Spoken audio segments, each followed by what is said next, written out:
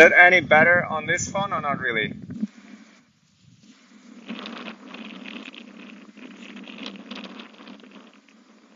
Okay, seems a little bit better the connection on this phone.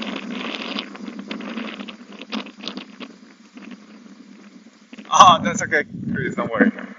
Now it's okay, yeah. I just switched to a different phone. It could be because I'm running out of data on the other one. Not exactly sure why. That one's not working properly. But like, or could be that it's just like that in this part of London the connection is better on this phone. So we'll stick to this one for now. Okay, perfect.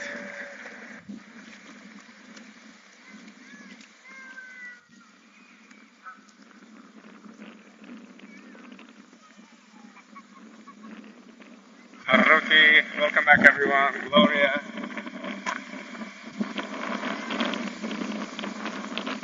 No swimming here. You can swim. There's a part of this serpentine lake where you can swim. It's just like blocked off with some other, with like pontoons. Tanya, welcome back.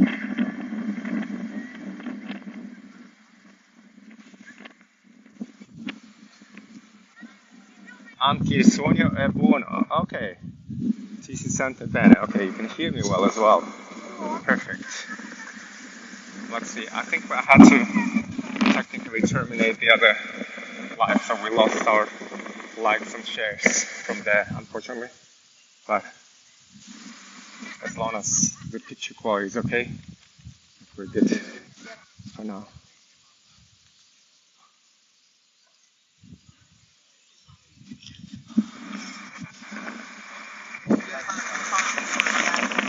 Which part of London? We are in Hyde Park, walking towards Kensington Gardens and Kensington Palace, and in Kensington, this is where the museums are, like what's the one? The Natural History Museum, Victoria and Albert are right across from each other,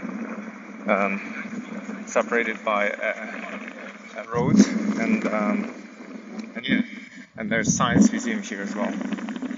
This spot. Actually, I didn't realize I veered off route so much. Probably should have kept to my sort of left, but then, I mean, I'm glad you guys can see bits of Hyde Park. You saw part of it. Did you see? Yeah, you saw some of it when I was going on the inline skates. So the gathering point from the inline skates is just at the Hyde Park corner where I entered the park.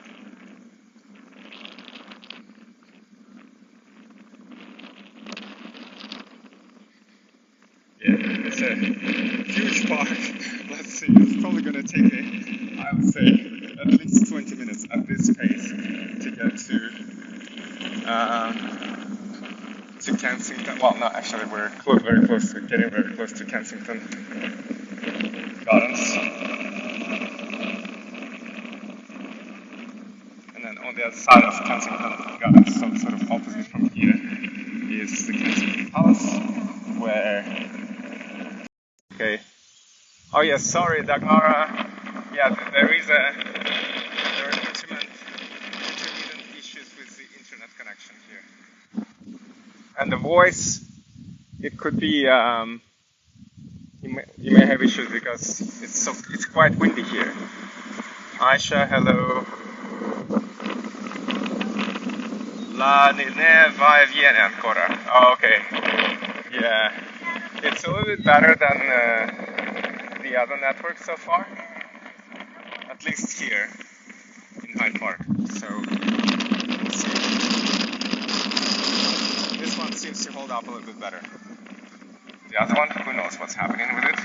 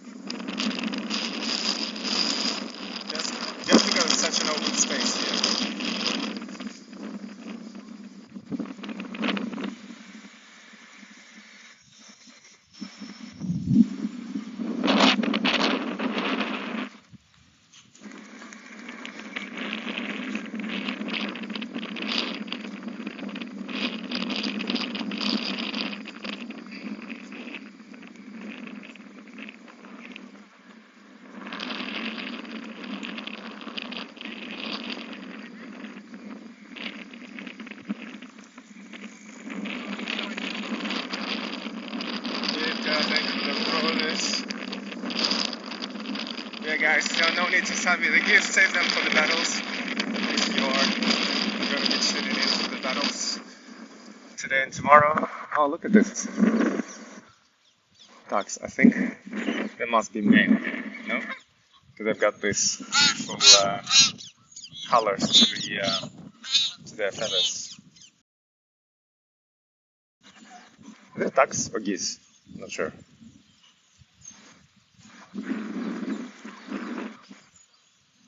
Linee molto disturbate purtroppo. Yeah. Oh. What's happening? Why? Suddenly we have so many people. So like,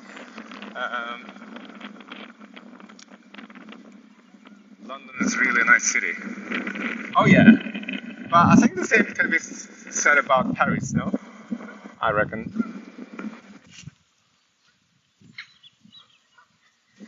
Cheers, Dagmara, dziękuję. Lots of doves. Talking about the rats. Somebody can't remember, one of my friends was saying doves are like, or not doves, pigeons. These are not quite doves. Pigeons are like city rats in a way because they go through so much junk. But Buapin, thank you for the share.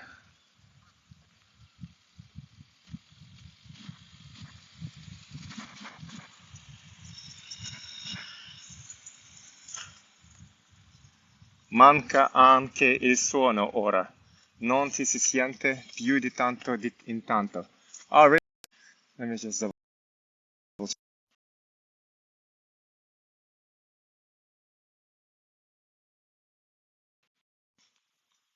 I think my connection, my headphones are connected, so you should be able to hear me. In my voice, let's see.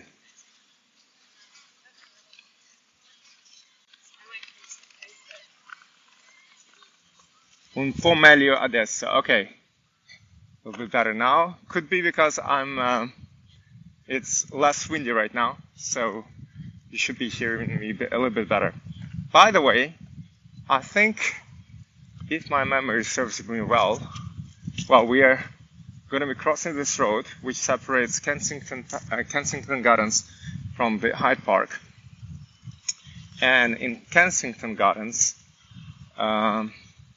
this is where we'll be walking close to the Albert Monument, which is the kind of pagoda-style monument erected by Queen Victoria to her late husband, Prince Albert, who died quite young apparently, and was one of those royal marriages that actually functioned.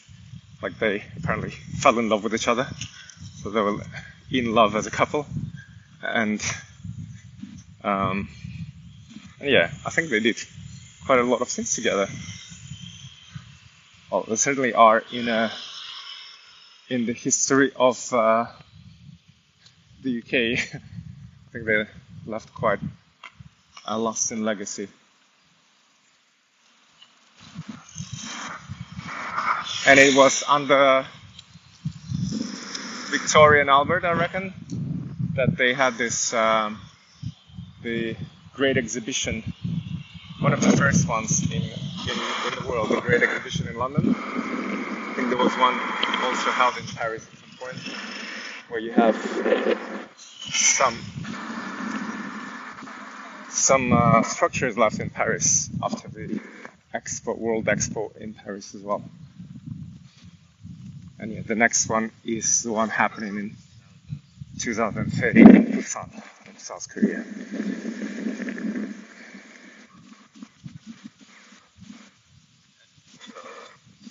Be careful. Oh yeah, thanks. Cheers. Sasha.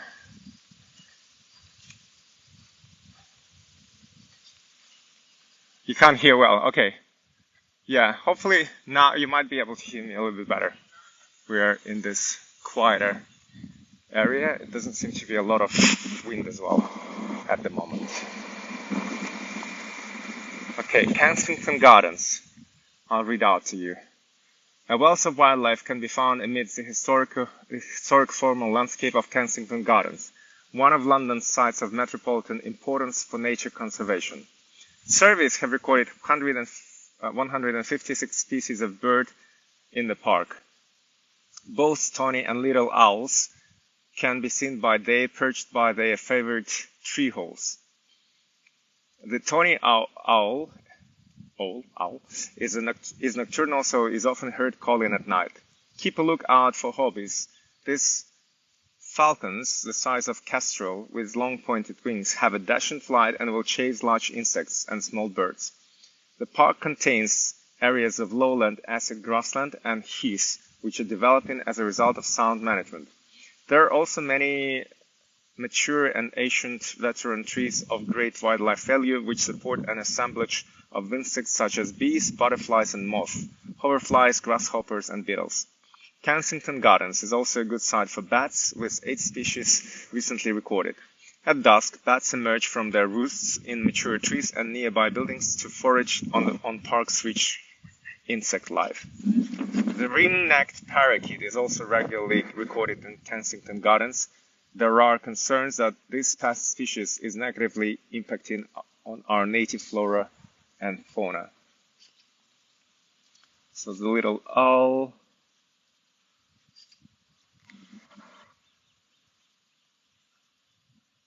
green-necked parakeets, the green parrots, wood mouse, mandarin ducks, male and female, gray heron. This is the types of wildlife you'll see, you may encounter in this park here. Right, let me just check which way am I better off going. I think I'm actually better off going this way, to the left.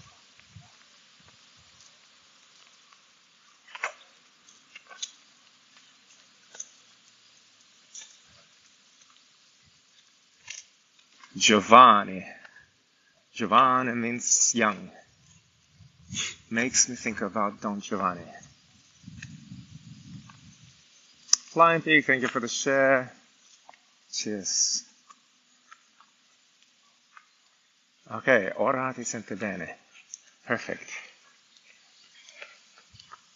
Yeah, we were walking in Hyde Park, but now we are in Kensington Gardens, which is right next to Hyde Park, just separated by a small road.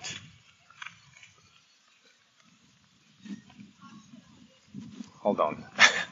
I think I'm back to Hyde Park now. Give me a second, guys. I might have to go way up and cross this body of water. Well, let's see. Yeah. Oh yeah, we're back. Okay, I need to get back out onto this bridge and oh well, we'll see. Hold on. Might as well I'll trace my steps back. So this serpentine pond or lake kind of continues into Kensington Gardens, and it's called something else, but it's the same body of water that the Serpentine Lake in Hyde Park.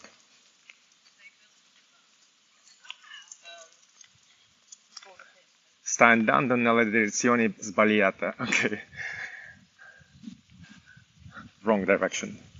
Well, I mean, technically, I think we're right now we are walking in the right direction, but it might be a little bit of a detour because I think I'm walking away sort of from the main road of that runs alongside Kensington Gardens and Hyde Park. So we may have to do like a like a curve to get back to where I was planning to get to. To get back to where I was planning to get to, which is the Natural History Museum, but we're gonna get there eventually.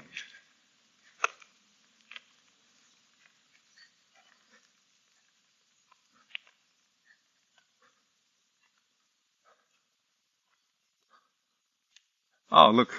I don't know if you guys can see it, but I think it's a heron there. Can you see it? The gray. Right in the middle right now. Chilling in the grass.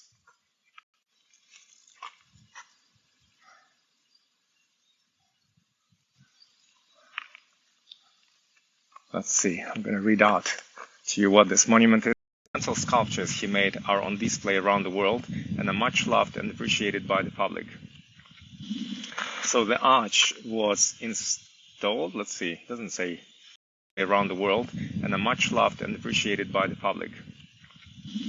So the arch was installed, let's see, it doesn't say 1979 to 1980. This city Moore chose this commanding location on the north bank of the Long Water for his 6-meter high sculpture. Okay, the arch is located in Kensington Gardens at the end of one of the longest uninterrupted avenue vistas in London. The view towards the arch from Kensington Palace takes in the Round Pond, Statue of Physical Energy by George Frederick Watts, erected in 1907, and Long Water. This vista is at the heart of the Charles Bridgeman 18th century designed landscape. Okay, I think this might be the original, or like the smaller version of the arch. The arch, derived from a fragment of bone and enlarged from a small model only a few centimeters high, the arch is an example of how Moore regularly drew inspiration from natural objects such as pebbles, bones, and shells. Despite their origins, his final sculptures often invite comparisons with items beyond the natural world, with the arch recalling the massive stone blocks of Stonehenge or the triumphal arches of antiquity. It also exemplifies Moore's wish for his sculptures to evoke a sense of life, as he explained. Okay, there's a foundation of Henry Moore, and they were doing some work to repair it in 1996. Oh no, it was actually re-erected into July 2012. So here it is. I'm gonna take a picture and send it to you guys on Discord. Oh my god, sorry. I'm having this like pain in my upper back. I think it's because of carrying the phone. Let's do this.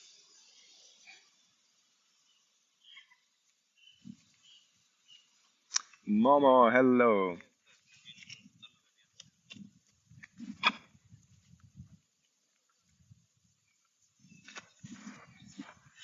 Sorry guys, looks like the connection is playing up again.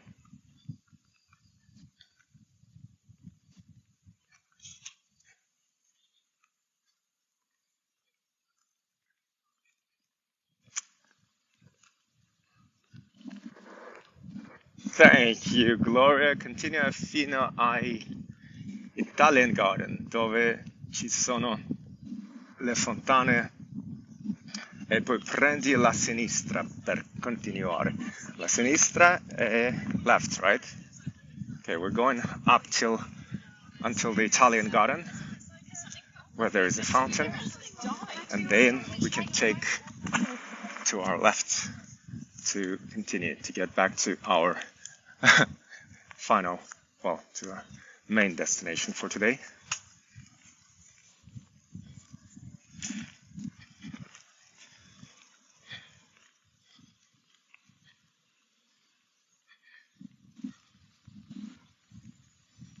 Oh, there is actually a sign saying, please do not feed the squirrels and parakeets. So they might be like considered pests. By the way, these gray squirrels I think they're like an American variety of squirrels that are not native to the British Isles. And the native squirrel, which is the one with red fur, like reddish fur, is the native variety, but because they're smaller and less aggressive than the gray ones, they're sort of like they have been in a lot of places they have been outplaced by the invaders.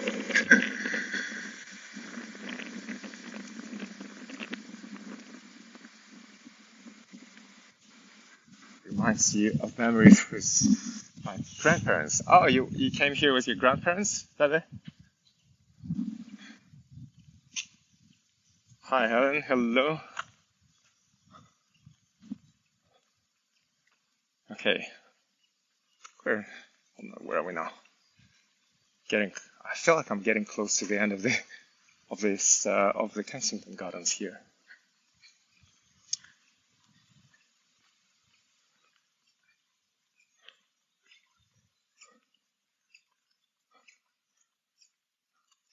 Or maybe that's the Italian fountains. Let's see. Let's have a look.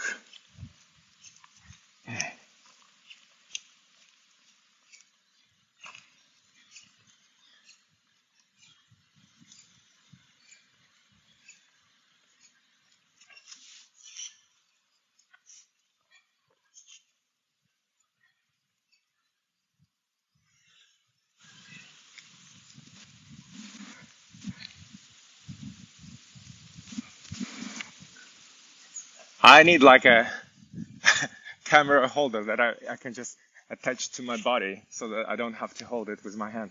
Or better yet, like put it in front of my, like some contraption that will hold it for me. I think last year, around Christmas time, just before going away, oh, this must be the Italian fountains. I bought this contraption. It was so huge that it was like there was no way I could. I think I could take it with me on the plane, but it was like probably good 4 kilos and so bulky that I was like, no. I just ended up returning it.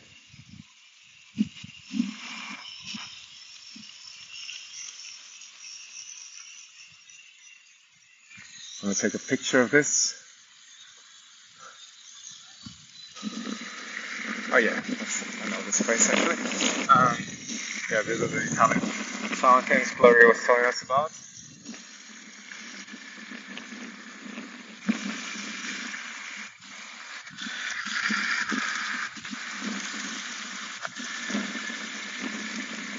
Hello Carla, how are you?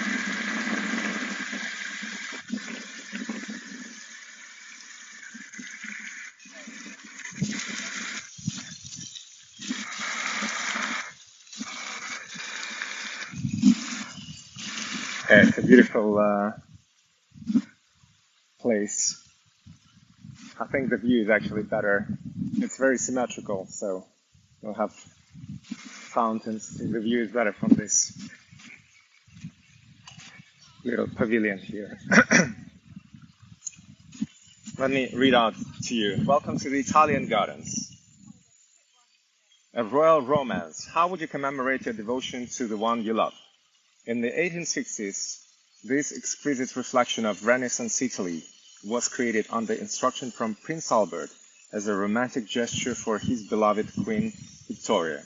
Look out for the telltale V and A symbols carved into the stonework.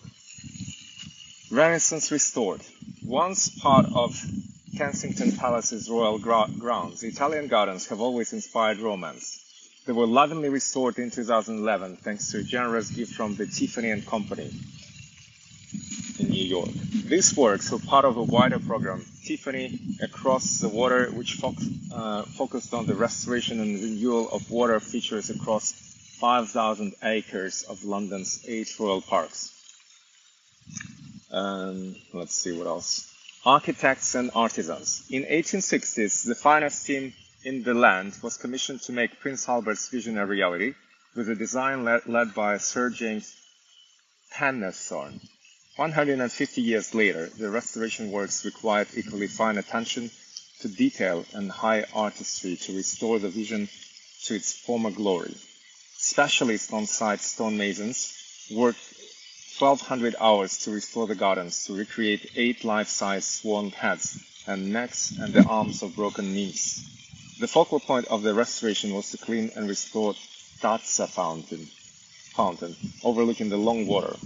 Made from a mix of Portland stone and white marble, it required extensive cleaning, detailed restoration, and in-situ fine carving.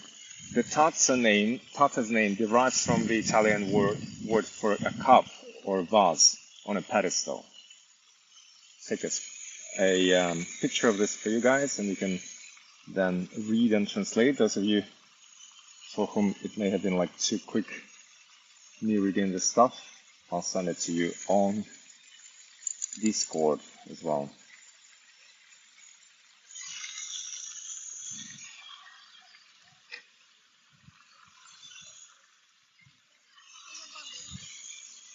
So yeah, the we and they, can you see the stone carving here? Like very clever symmetrical sign to indicate Victoria and Albert. So probably better without the garbage bin.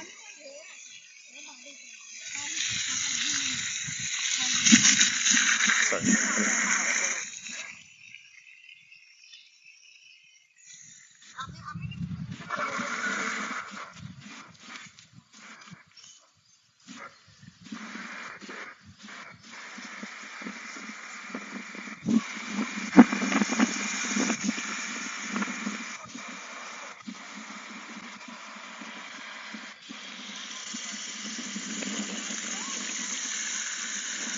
Unstable connection access again. Sorry guys.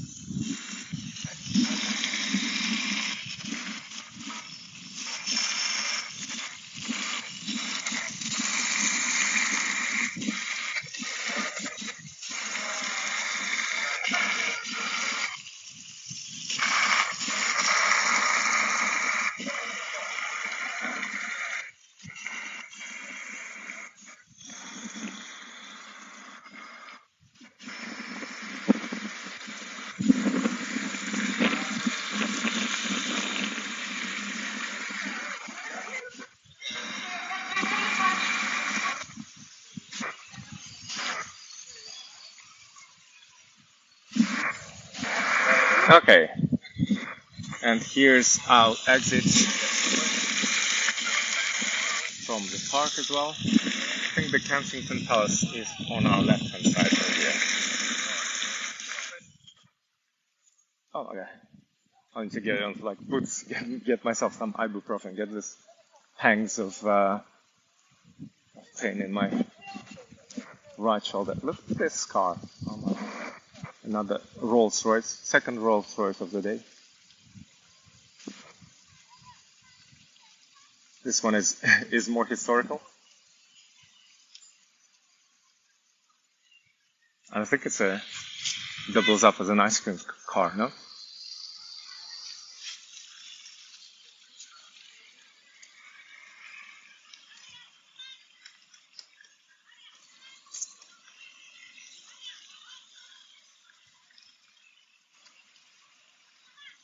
The scoop on our Phantom 2 Rolls-Royce Ice Cream Beauty.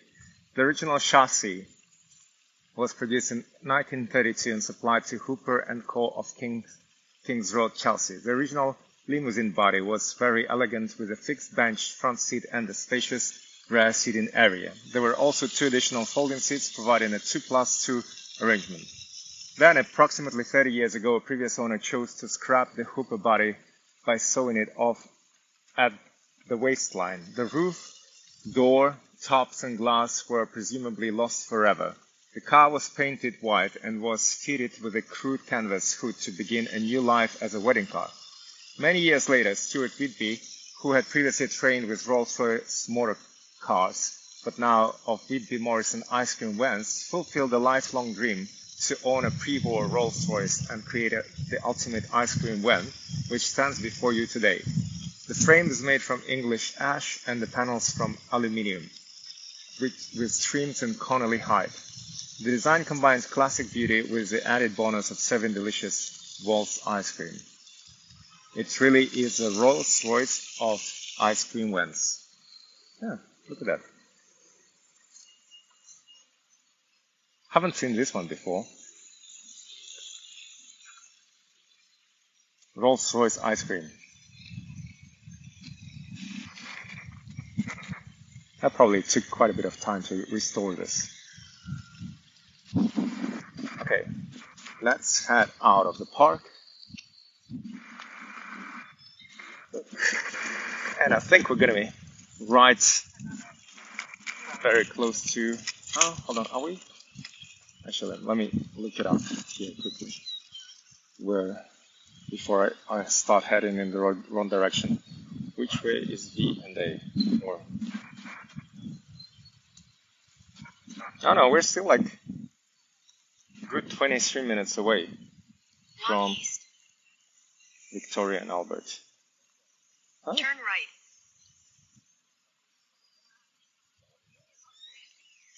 Oh, did I walk in the wrong direction again? Hold on, we're like full of detours today. Oh yeah, I should have continued down the road that separates Hyde Park and Kensington Gardens to get to where I needed to. Okay, we'll just continue walking. I'm gonna walk back now. Hold on. Peter Pan, Serpentine Gallery, Diana, Princess of Wales Memorial Fountain, Buckhill Playground. Okay. Well, let's walk this way. GPS under the skin. Yeah. Very soon.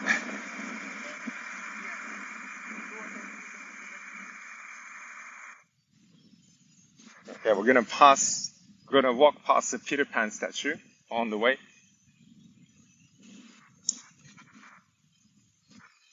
Well, you guys will see plenty of this of Kensington Gardens today, by the looks of it. I'll take a video.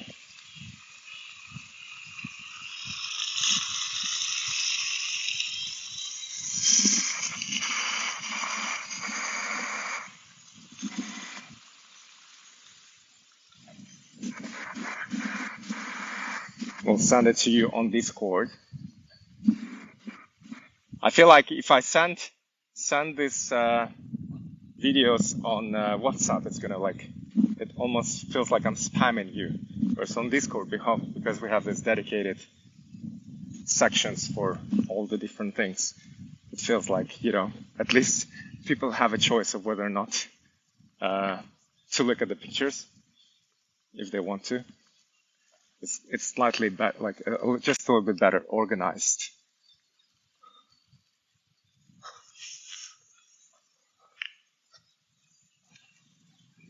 You're loving all the detours.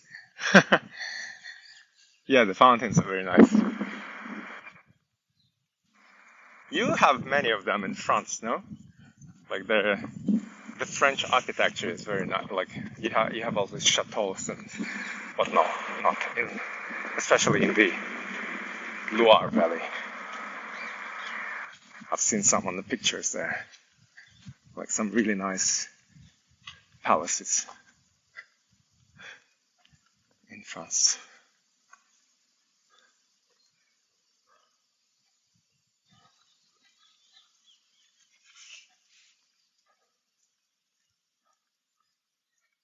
Party! Yeah.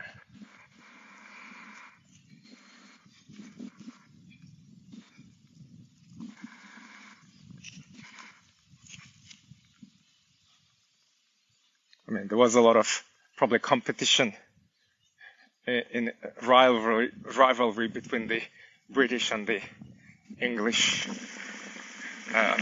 British and the French aristocrats and the courts as to who does it better.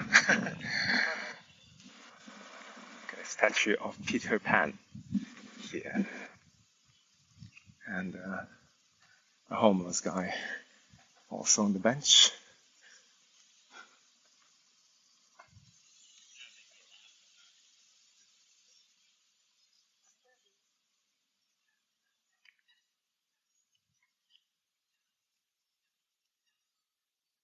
There we go.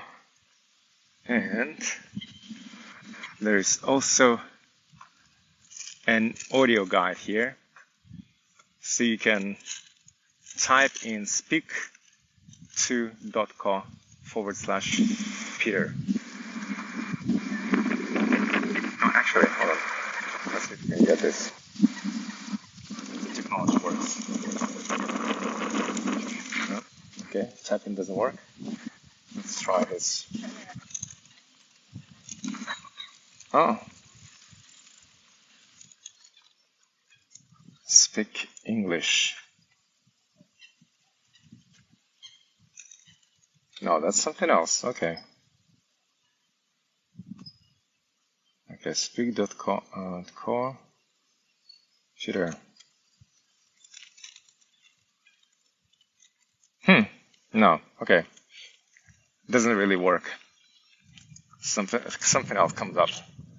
I don't know, like if it's a genuine sign or not. Maybe they gave it a try and then it doesn't seem like the website is up and running, or it's like up and running, but there's like some other stuff coming up there.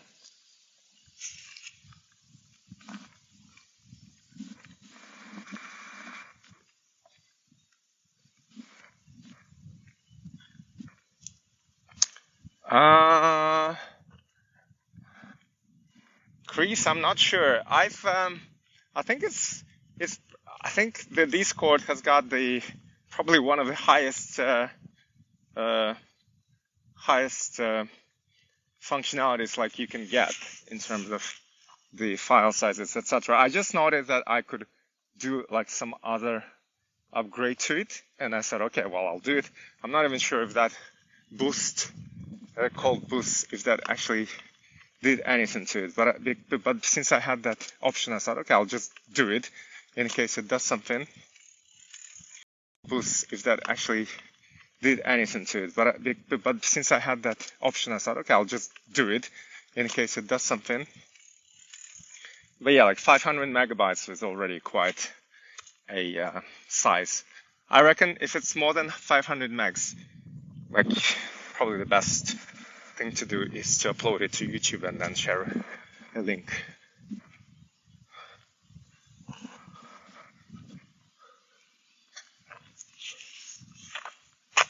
In order to door, thank you for the share. Yeah. Okay. You can see the Henry Moore's arch across from here. Actually, I was telling you, porcupines. Kensington Palace is just over there. You can see it's a huge park. Well, less huge than Hyde Park, but still it's a big area. And technically, the one flows into the other. It's just like a small stretch of road that separates the two.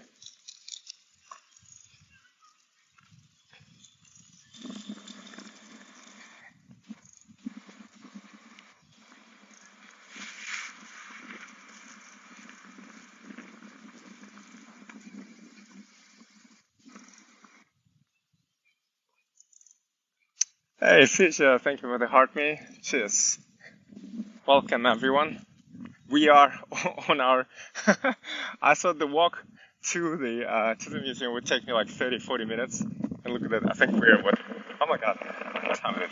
We're already walking for 2 hours. Great. Okay, I might beat my record today.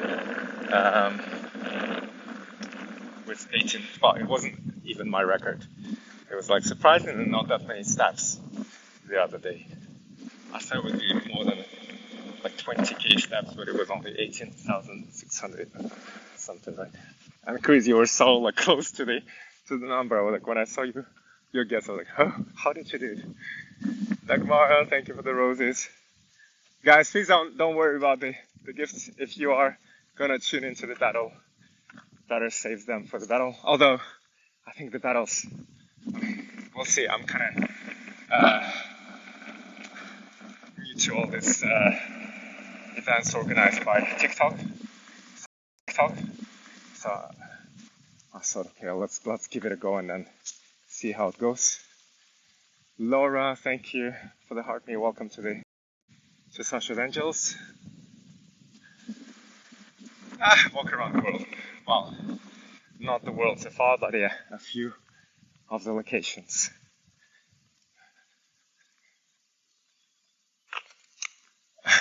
Sto rivedendo I miei compagni di classe. Rivedento? What's rivedento? Rivedento I miei compagni di classe. Oh, did you see somebody from your class? Gloria's resumed her classes in the college, I think, this week, right? I can't remember, we were talking 2 hours now. Well,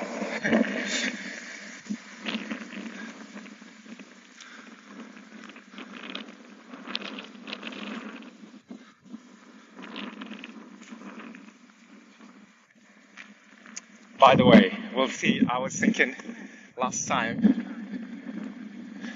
we went to, what was it? I think it was Victoria and Albert Museum. I might go in there as well. We'll see. It's like time flies. But there was this, they have this really nice, as you walk through the main building, there's also an inner courtyard, and then there's a second set of buildings to the back with some coffee shops. Not coffee shop. It's like a restaurant slash, like not a fancy restaurant or anything like that. Just like somewhere for people to grab food and coffees, etc. And it has several rooms that are in this historical building of the V&A Museum. They have really high ceilings with beautiful internal decorations on the walls and like frescoes and whatnot. And then one of the rooms also had a piano, like a grand piano. And I actually, like to the dismay of my friends, I played a little there. And it was cool. It was a cool experience. I might do something like that today. And I think we might be able to pull it off a little bit longer because there's not that many, hopefully not that many people, given that it's autumn already, not the high tourist season, and it's a weekday. Right, give me a sec. Flower Walk, Serpentine Gallery, Kensington Palace, is that way? Let's go this way. Flower Walk, Albert Memorial. Oh yeah, Albert. I feel like I'm gonna detour again from my main destination, but okay, we'll see. We'll see the Albert Memorial up close. You saw it, part of it, on when we were doing the bus tour, but I felt it was like a glimpse of the actual memorial. It looks very nice up close. And actually, there's like Kensington High Street somewhere close by there as well. Might go into the boots. I'm getting like this pain in my right shoulder, and hopefully I can get some painkillers to get rid of it. Let's see which way. I'll just walk on the green.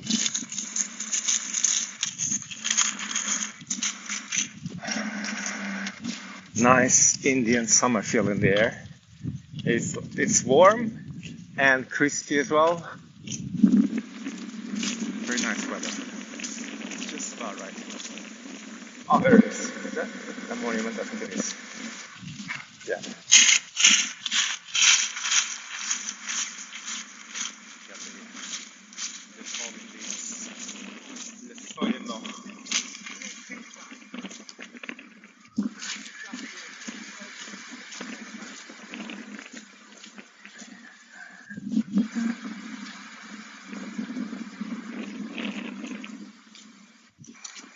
I try to take a video as I'm walking towards the monument.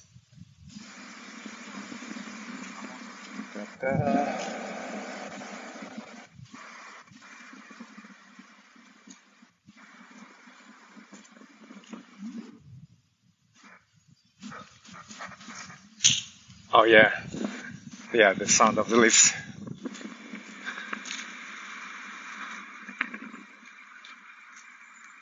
See you, Glover.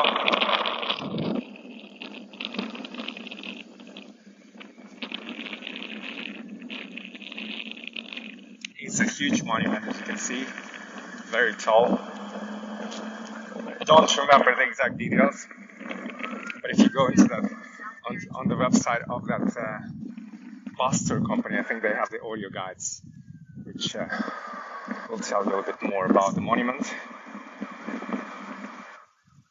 A lot of gilded work there. I'll take an up-close video of it as well, so you can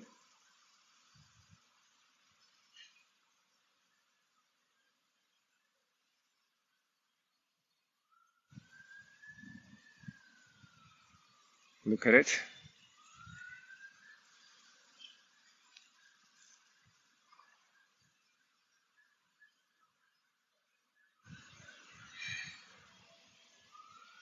And it's just opposite the Royal Albert Hall there, facing the Royal Albert Hall.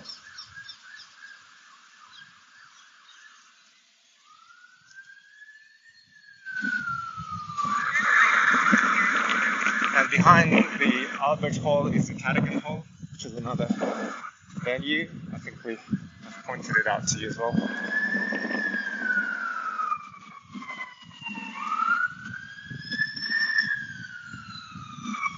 Ciao, ciao Gloria. Arrivederci.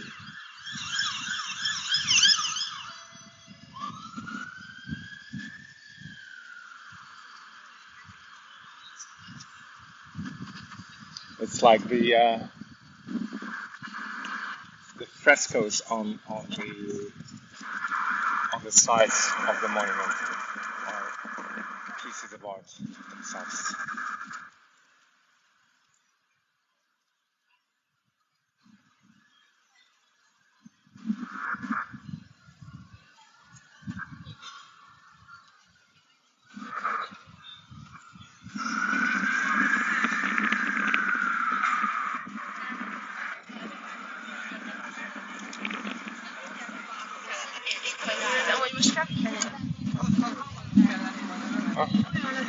Surrounded by Italians,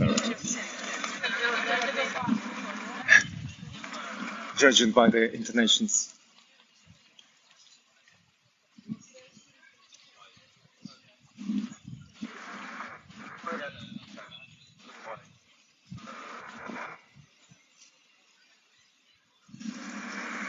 Well, Albert Hall.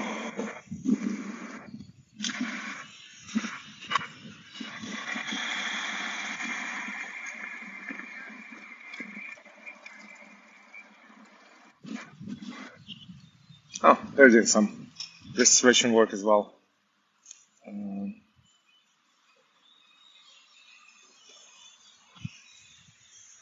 Toshiki, hello. Okay, here's another view at the monument before we go elsewhere. Right, let me just double check my directions. 10 minutes away. Yep, okay, so we're gonna go left of the Royal Albert Hall. We're gonna get to Natural History Museum. So you know what, I might go, let me think. Let's go to Natural History Museum first, and then if we have time, we'll go to DNA as well. Well, we'll see also, guys, how the internet connection is inside the buildings. We may have to adjust our plans if the internet connection is not strong enough.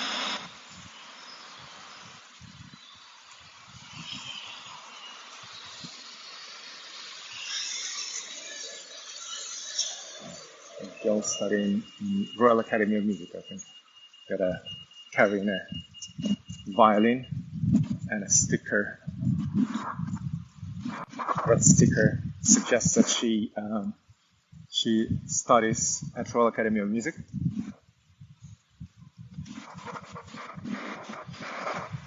Statuia Princu Albertu, Prince Consort Королевы Victoria. Okay, let's have a look what's on. Oh yeah, the BBC proms have just finished in not long ago. Let's see. And now Tuesday on September the 19th they had, what is a convocation ceremony? I'm not sure what it is, but that they had Steinway piano series with Antonio Oyarzabal. Best of Broadway on Wednesday, the 20th of September, like a mishmash of Broadway songs. Lord of the Rings, The Two Towers in concert. So I think this is when they show the movie, but then instead of you listening to the movie soundtrack recorded, you're listening to the real orchestra playing the soundtrack. So it was on Friday the 22nd and Saturday the 23rd, and then Sunday the 24th. Oh my God. So, okay, well, because it's so many of those movies, right? Monday the 25th of September. Is it today? No, that was not long. Today's what? We're on Wednesday already. So this Monday they had Whitney, Queen of the Night. And then this coming Saturday they have Beethoven's Ninth Symphony. And on Thursday, which is tomorrow, there's late night jazz with Rosie Charles. Пожалуйста, Татьяna. Tours. Okay, and they do tours around Royal Albert Hall, royalalberthall.com/tours. Let's see. I've actually not been here, so I think I'll always kind of pass this. I've not been here, this venue, for any of the concerts. Box office might enter the building. I'm pretty sure it's going to be a beautiful building from the inside. I mean, just you don't even have to go inside because it's very beautiful from the outside as far as you can see.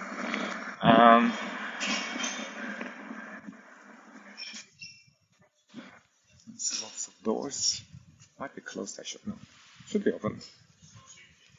The box office, please.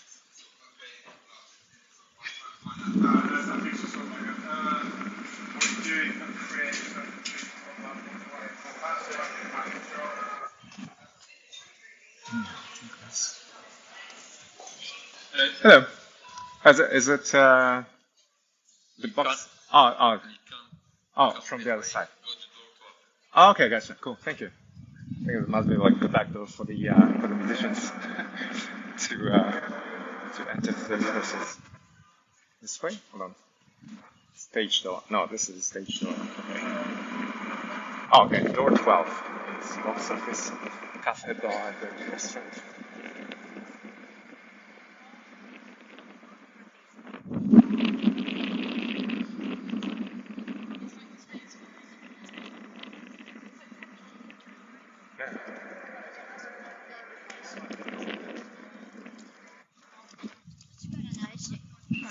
There's Japanese walking past us.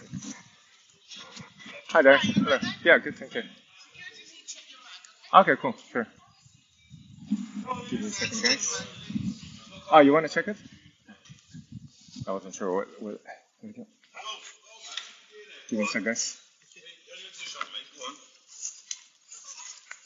Here you go. Yeah, thank you very much. No worries. Oh my.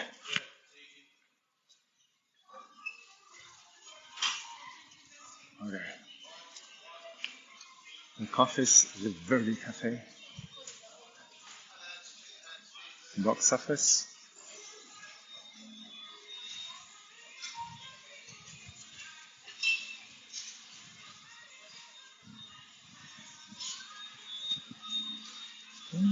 Quite small actually for such a big venue, you know? Auditorium. Okay.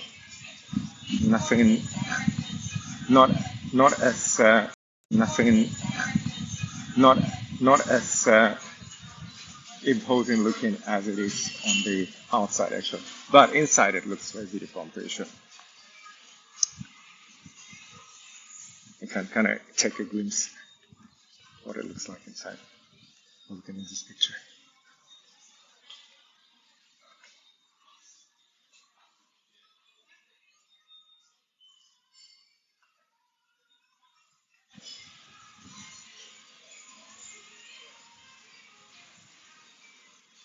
And this is a old song. this or ask for our permission. Okay, cool, sure, yeah. I'm not recording any of you. Yeah, yeah. Cool.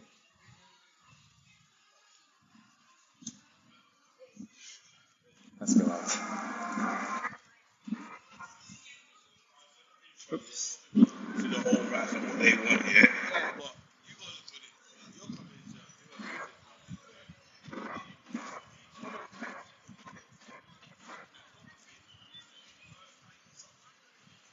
company's They have this really nice, what do you call it? On the band, there's some classical style frescoes from like Greek style frescoes.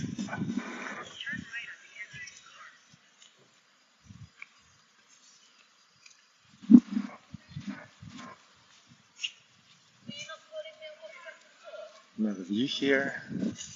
Oh, maybe something with the might be some performance gear, maybe keyboards. I think it's just an installation, maybe. Everything's painted white.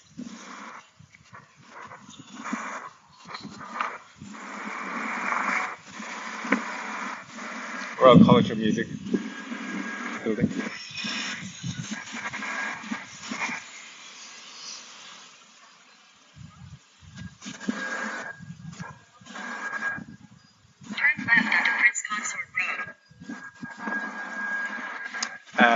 What I was going to say as well.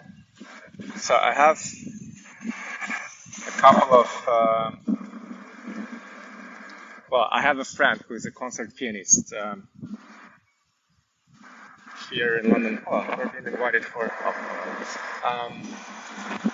who's a concert pianist in London, and he studied here. But before that, he studied in Moscow Conservatory. And he was saying, I asked him like how he found the Royal College of Music in terms of teaching, and he said it was much tougher for him to study in Moscow. So he thought it was a bit of a breeze to study here. That's what he said.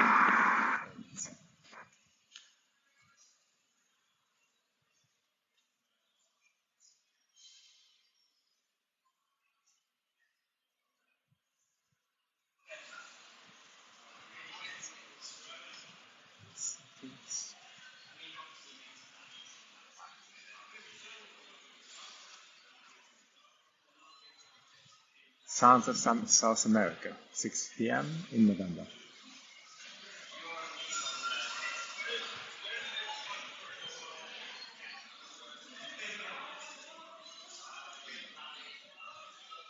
Is another statue of Mozart? Mm-hmm.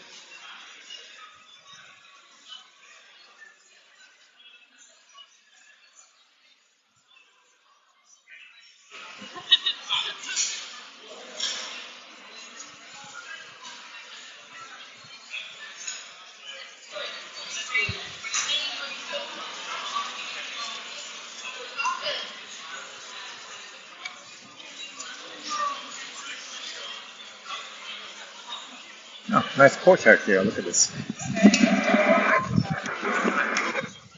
Students chilling.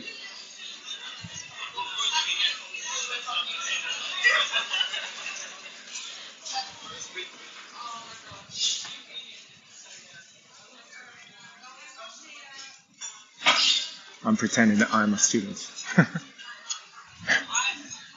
Anyways, let's go.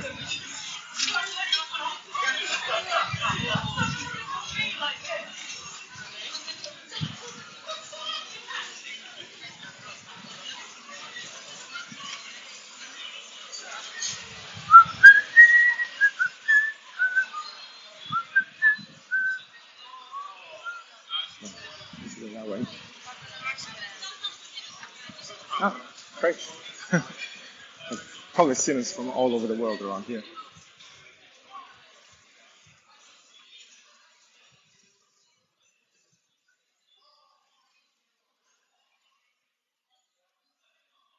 I can try to go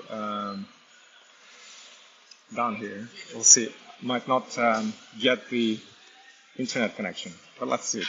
We'll give it a try.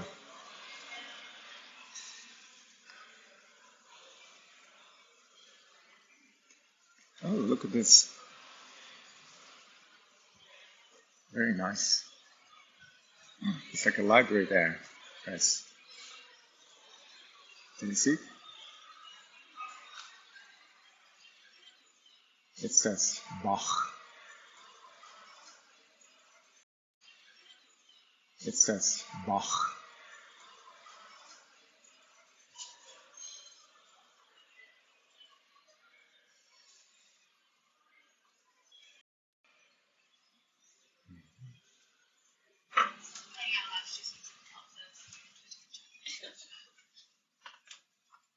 Hi there.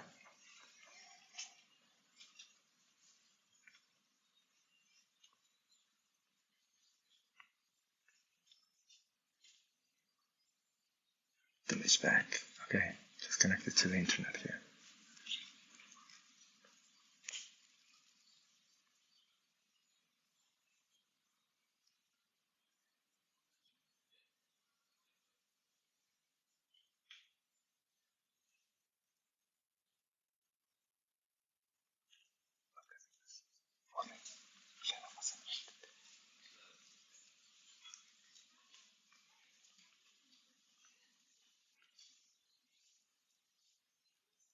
Flutes.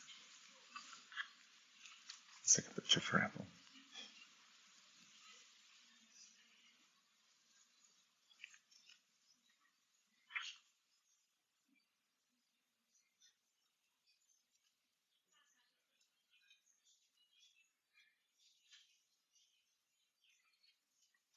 Harpsichord.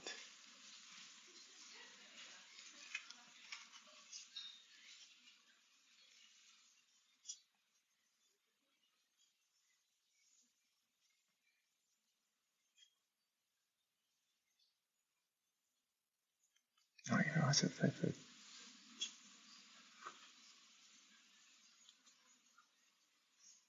Got a flute, another flute person in the group.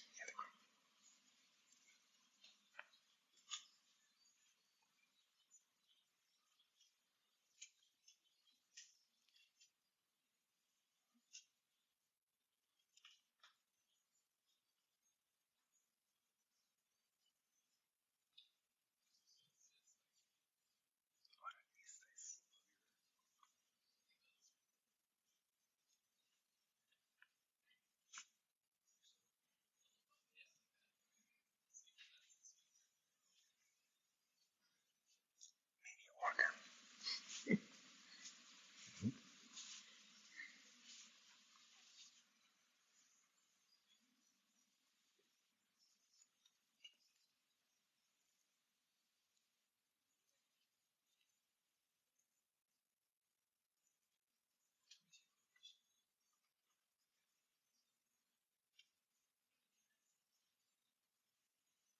Clarinets. Oh, one with woodwinds.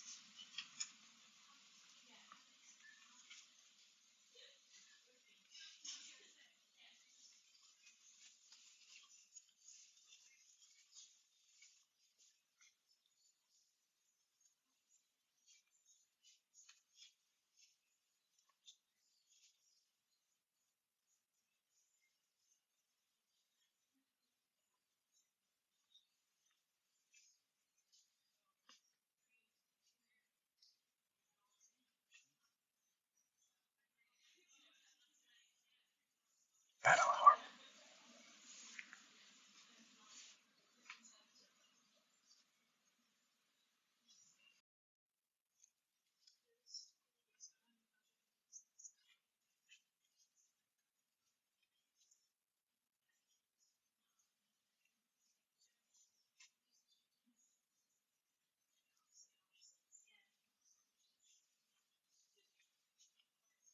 Guitar.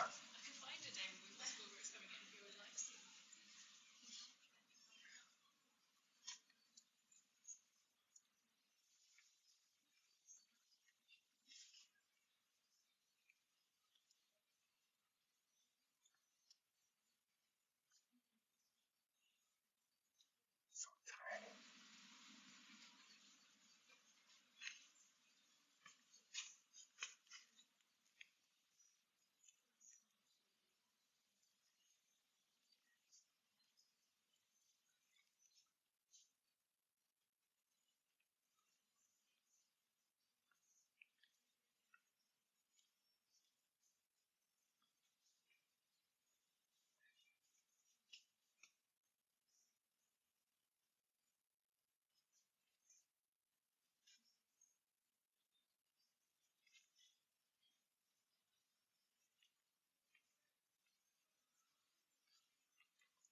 hidden treasures of the RCM collections.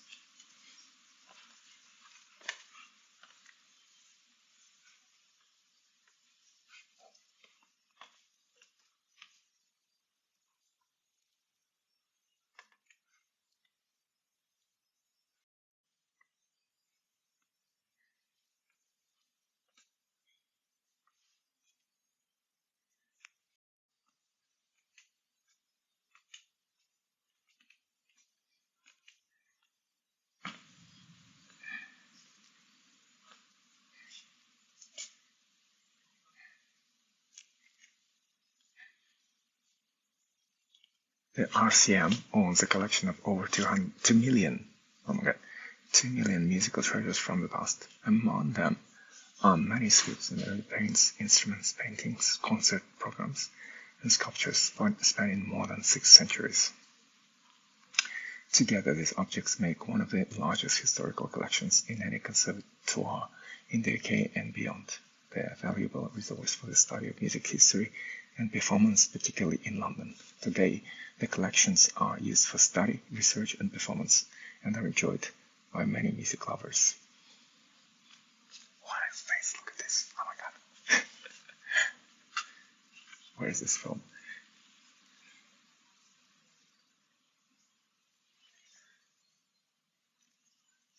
Sound clock, national instrument of Myanmar, one of the most recognizable symbols of the country. Its popularity in the West was boosted in the 1950s by the anti-war Japanese film The Burmese Harp, and again by its remake in 1995, which was distributed by BBC as one of the first films to portray the decimating effects of the World War II from the point of view of the Japanese army. Looks beautiful.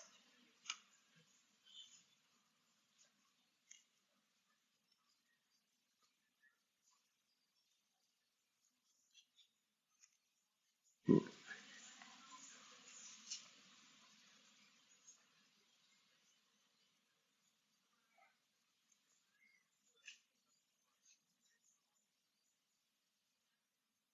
These 3 Chinese instruments were acquired by George IV in 1804 as part of a collection of objects illustrative of the Chinese lifestyle and customs. They were brought from the ancient city of Guangzhou, a major terminus on the maritime Silk Road, by Dr. J.J. Garrett. Several of the extraordinary objects brought to London by Garrett can be found today in public collections, testifying of the intense trade relationship that existed between Britain and China at the beginning of the 19th century.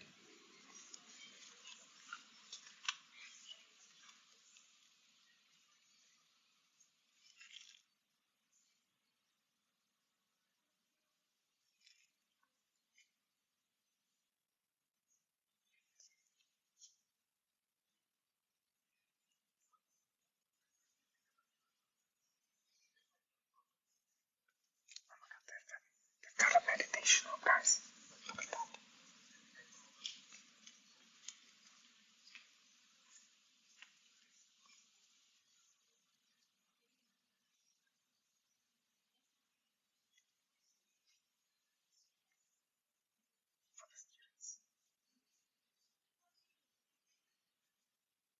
No, thank you. Sliced.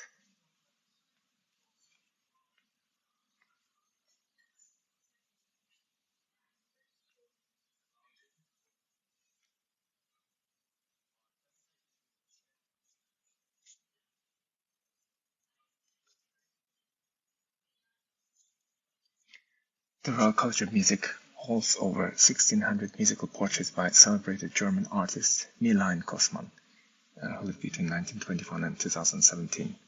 The remarkable collection includes drawings of major composers and performers and offer an unparalleled glimpse into the rich musical culture of the 20th century Britain. The drawings were donated by the artist herself and depict many RCM alumni, among them Benjamin Britten, Ralph Vaughan, Williams, Imogen Hoffs, and Amaryllis Fleming.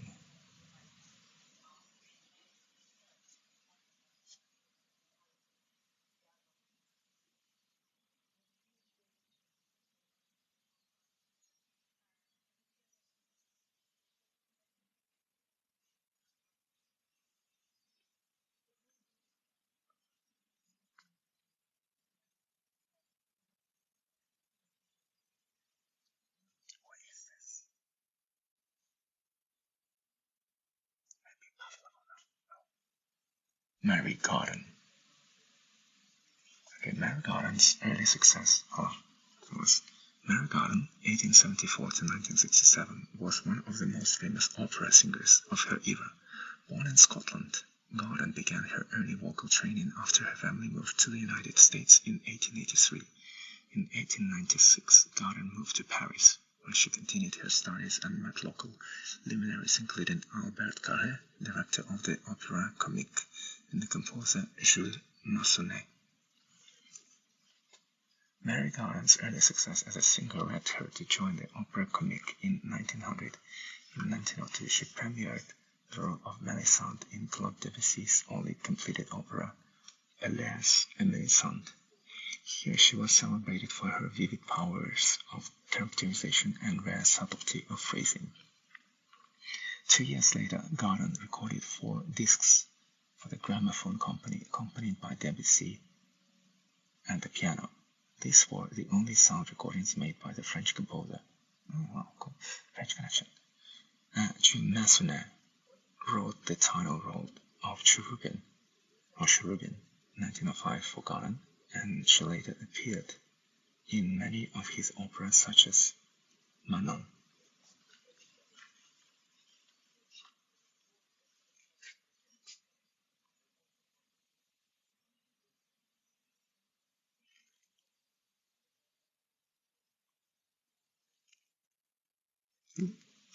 Hold on.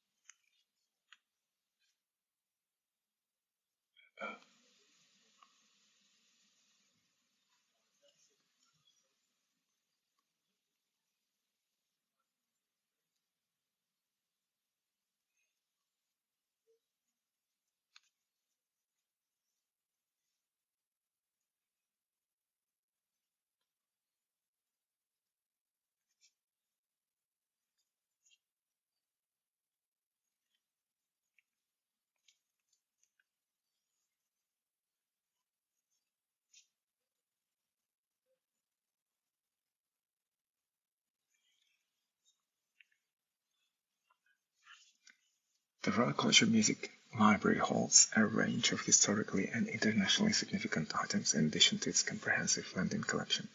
Many of them come from the entire libraries of the Concert of Ancient Music and of the Sacred Harmonic Society, most of which represent milestones in the history of the public performance of music in London in the 18th and 19th century.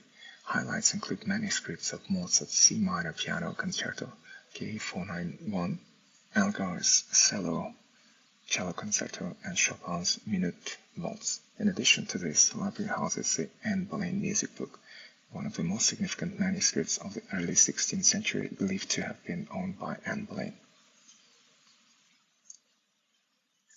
The women composers.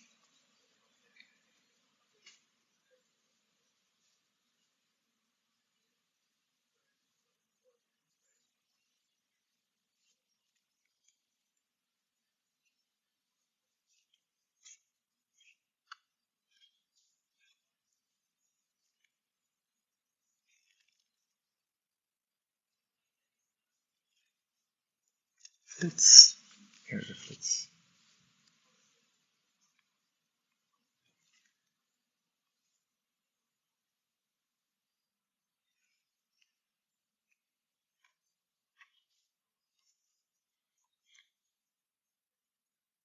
These instruments show the variety of models, materials, and key systems used in the construction of flutes in the 19th century.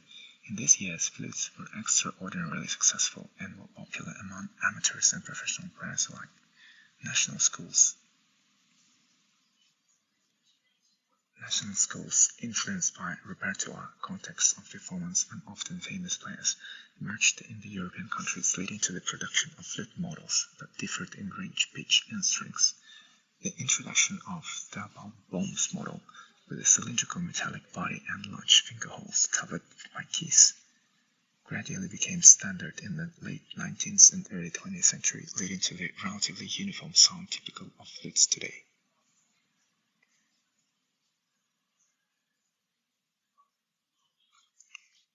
See you tomorrow. Cheers.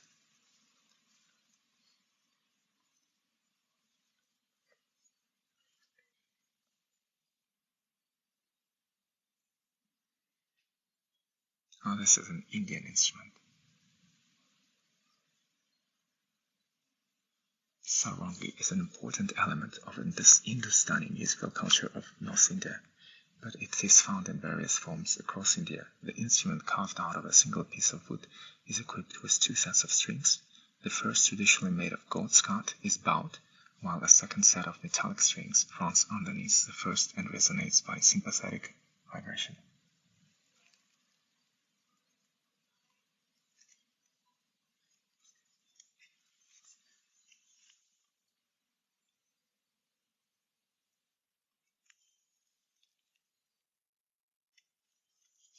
This one.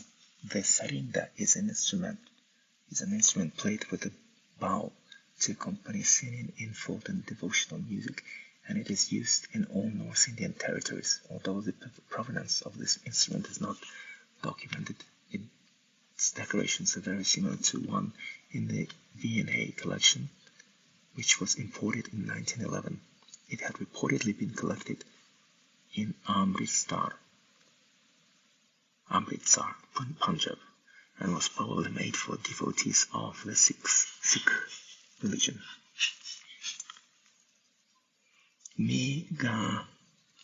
Crocodile fiddler instrument. This is the one. Oh yeah, there's a crocodile. Look at that.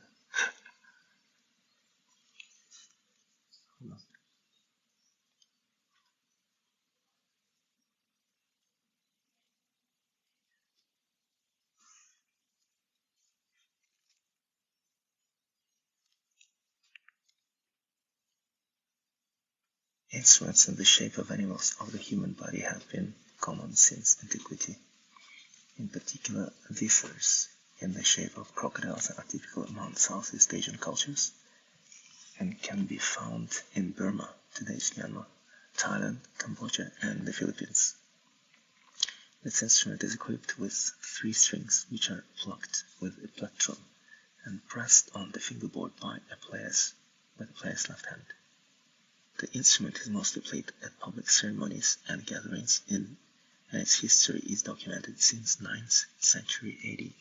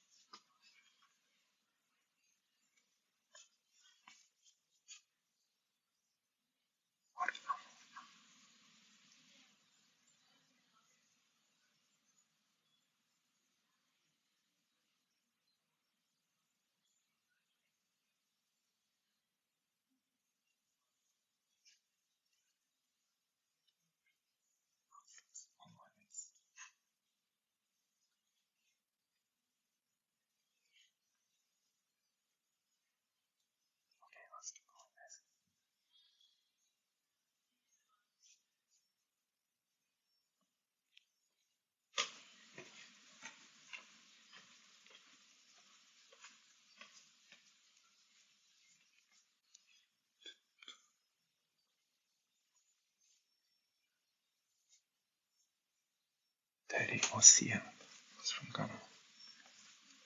Good morning, guys. Hey.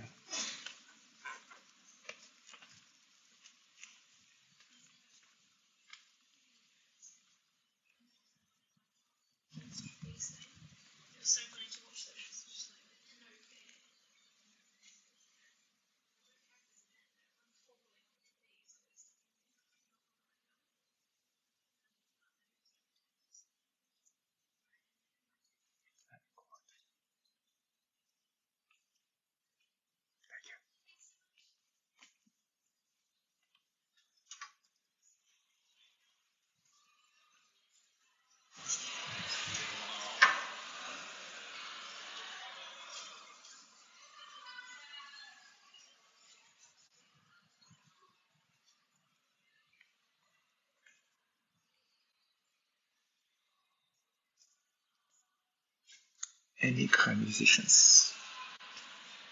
In England, Elaine Cosman found herself part of a large and lively community of emigres As an art student in Oxford, she became friends with the Viennese artist Sebastian Ise, who was a friend of Oskar Kokoschka. She also knew the composer Ivan Benish, who studied with Arnold Schoenberg. About 400 professional musicians, many of them Jewish, found refuge in Britain from persecution in Nazi Europe in the 1930s and 40s. Conductors such as Karl Rankel, Rudolf Schwarz, and Otto Klemperer led major British orchestras and opera companies.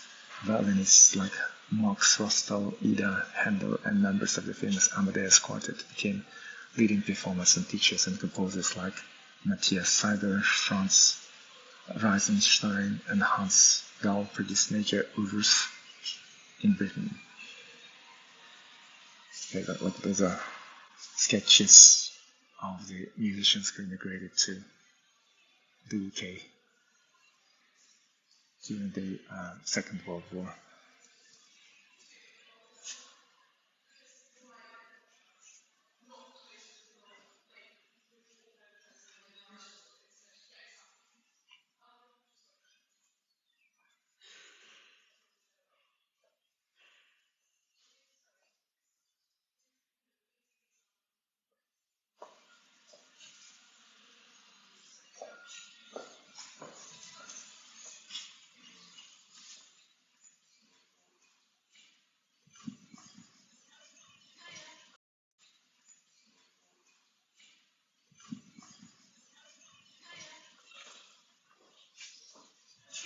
Oh yeah, I'm just browsing it.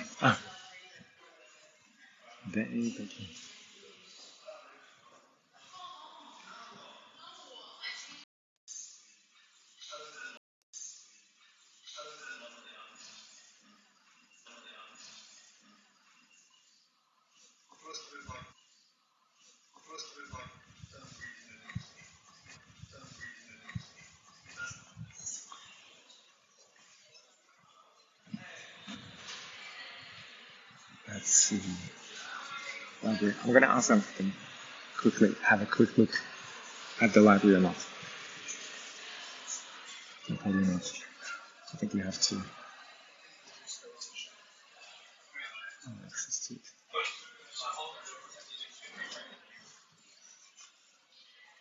Oh, no backside instruments.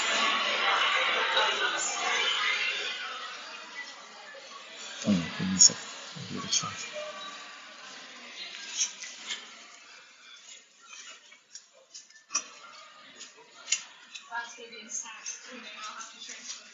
Of course.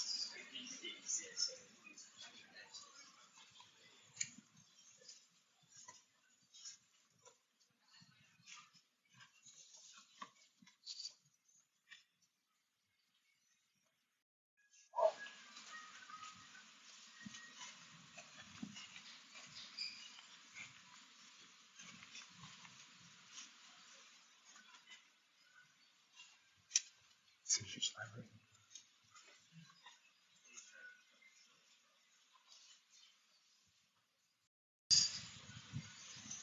Hey, sunflower. It's quite your songs.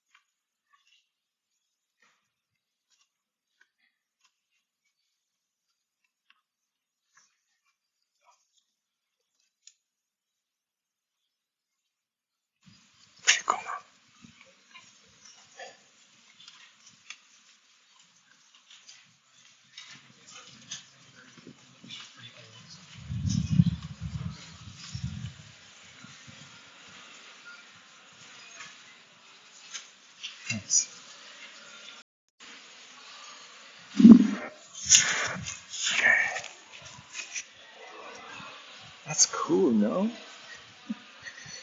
You, you, um, ended up walking into the library. I didn't realize it would be so easy.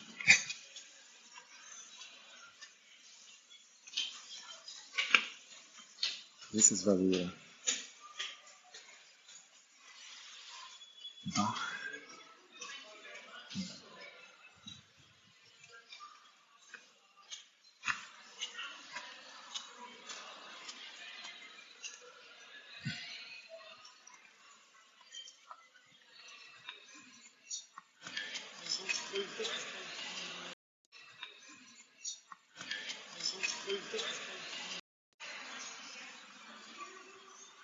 Do you guys have some practice runs?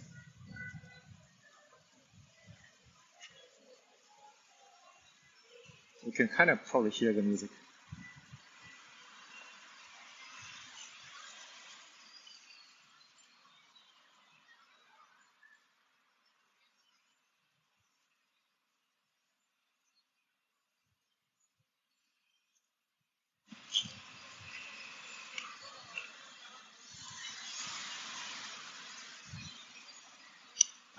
What I was gonna say, and oh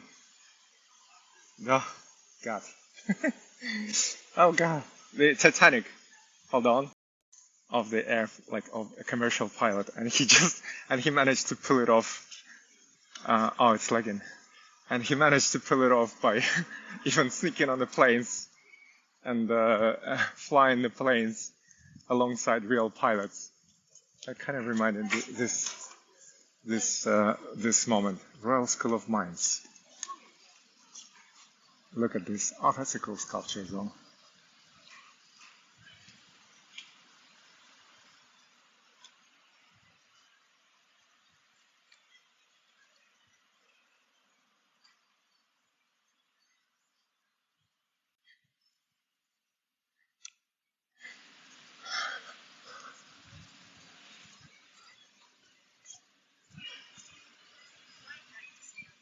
Hello, guys. Sorry, I was like not paying a lot of attention to the comments. If I'm honest, I was trying to like to make sure that I wasn't getting expelled from the buildings. Uh, Anyways, yeah, it was a not planned, but a nice visit to the Royal College of Music. Good to see it on the inside. I think the library is well, I'm sure they have more interesting stuff there in the building, but library looked pretty cool. It's probably quite an old library as well.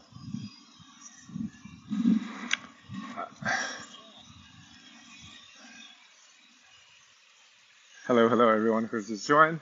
Right, we are in technically in the museum district.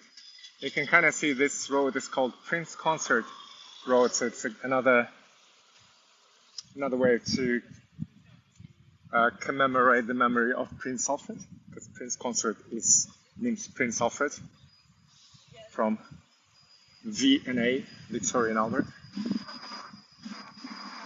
Oh wow, oh, this must be the Science Museum. I think they've overhauled their entrance. I don't remember this things. This is where you go if you're into like science and engines, all that type of things.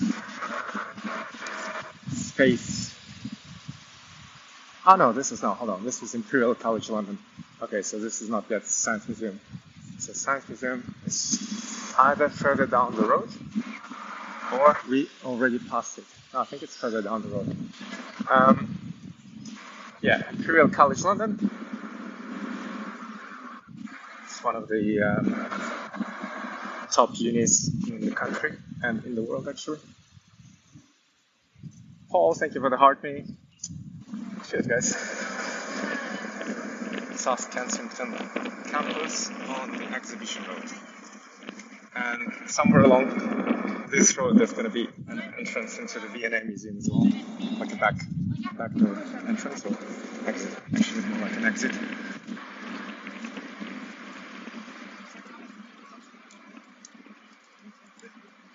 Hello.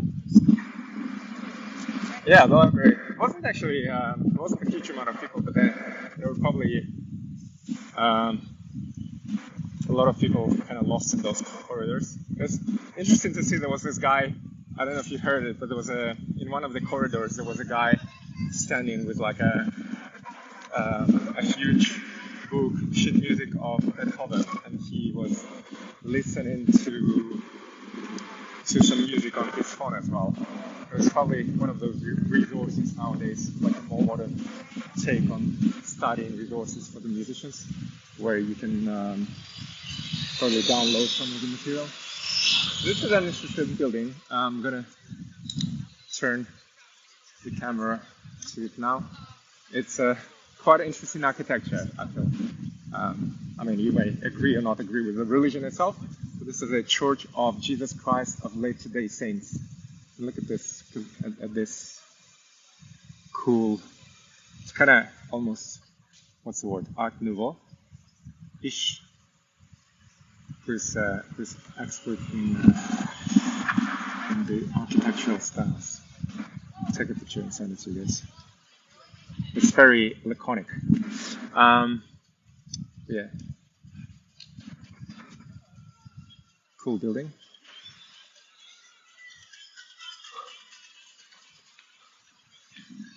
Oh yeah, Science Museum is just ahead of us, and there's entrance to the underground here as well.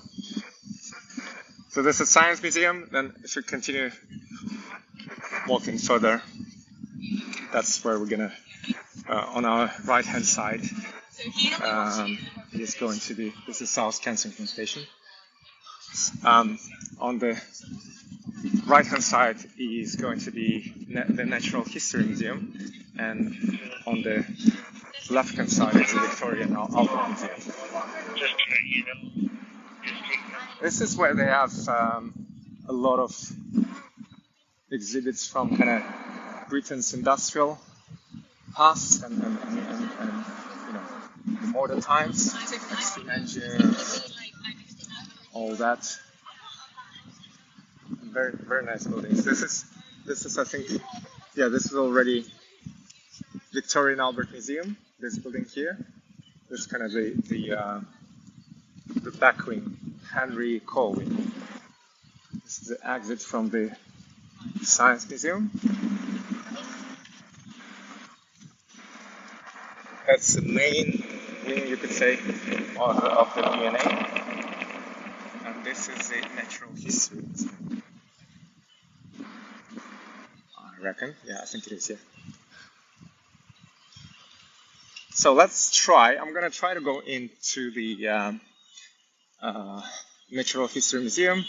I don't know how much time we're going to be spending there, but at least you'll see the huge dinosaur statue, like the main entrance. And then I'll see if we can go into the DNA as well. So here's the one of the entrances from DNA.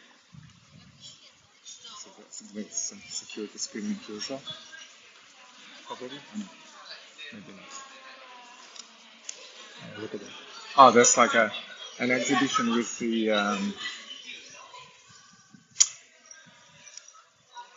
with the, it's almost like entrance into the planet.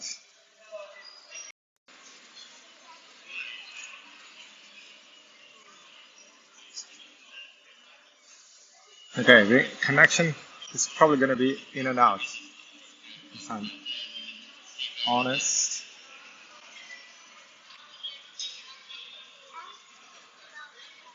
This is not the main entrance, but they have this Stegosaurus. This is the most intact Stegosaurus fossil skeleton ever found, missing only its left foreleg, the base of its tail, and a few other small bones. Because of these bones, all these bones belong to a single animal, this specimen shows better than ever before what Stegosaurus would have looked like in life. It took 18 months to dig this fragile skeleton out of the ground after discovery in 2003 at Red Canyon Ranch, Wyoming, USA. It joins 8 million fossils in the museum's collection, available to researchers around the world to study.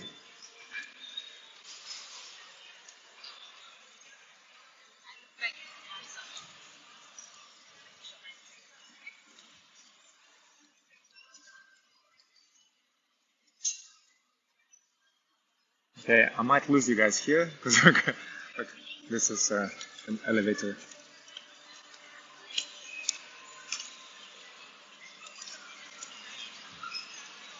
Going inside. The staircase exhibition. Let's see.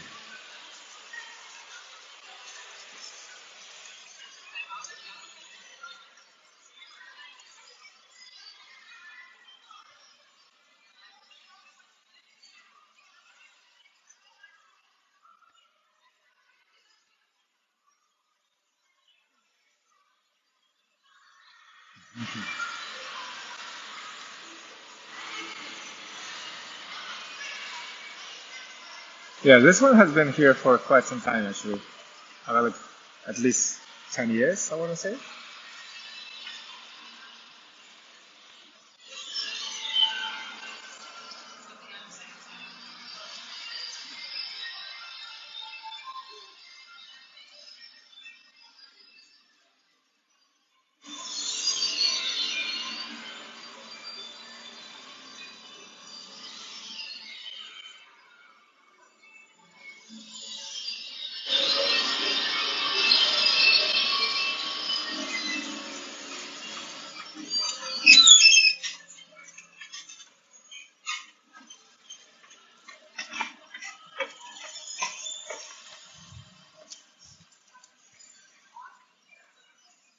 I don't think I'll be spending a lot of time here, guys, because like we're gonna stop by at every single installation. I'm gonna be spending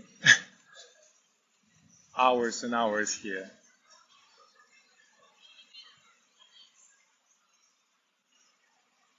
This is the show of all the active volcanoes since 2000. Large earthquakes since 2000.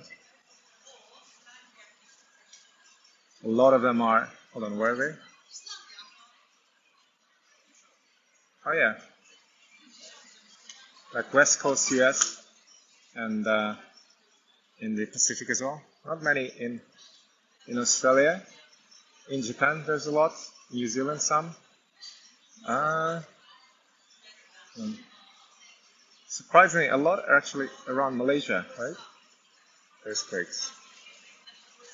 Plate boundaries. This is where tectonic plates meet each other.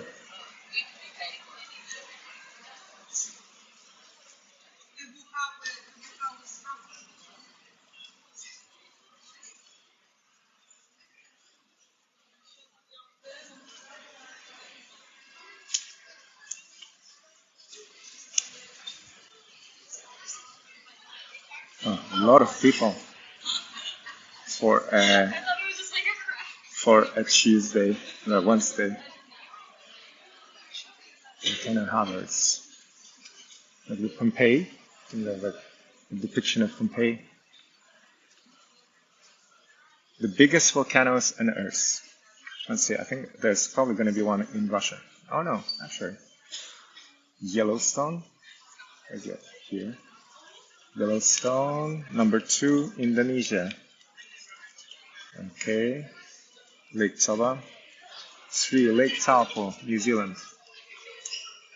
Must be the North Island, is it? Long Valley, US. Number 4. Number 5, Valles Caldera, USA.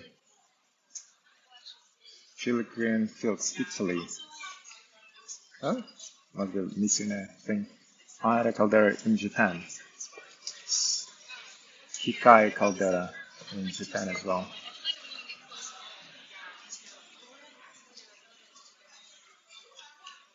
Yellowstone National Park is one of the most dramatic and diverse places in the USA, yet hidden beneath is a supervolcano 75 kilometers wide, wider than London. The last eruption, 640,000 years ago, was so massive the ash cloud blocked out the sun, cooling the entire planet. But it is because of the supervolcano that the park has such a diverse landscape. It creates the biggest collection of hydrothermal features on Earth. I've not been to Yellowstone, but apparently it's a very cool park. Oh, this is hot springs in Yellowstone. Steaming hot springs like the beautiful grand prismatic spring dot the landscape of Yellowstone. It is painted many colors created by different types of bacteria that thrive in the hot mineral-rich water. Travertine terraces, mud pots. There's a few volcanoes.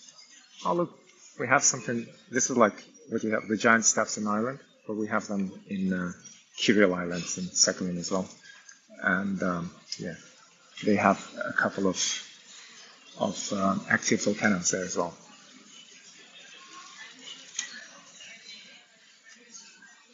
Man, so many people. Yeah, what is this? Tube worms. Many exotic species found nowhere else on Earth live around underwater vents, like these giant tube worms. They thrive despite there being no sunlight or plants to feed on. Tube worms can grow up to 2.5 meters long and as thick as human arm. This model shows their real size.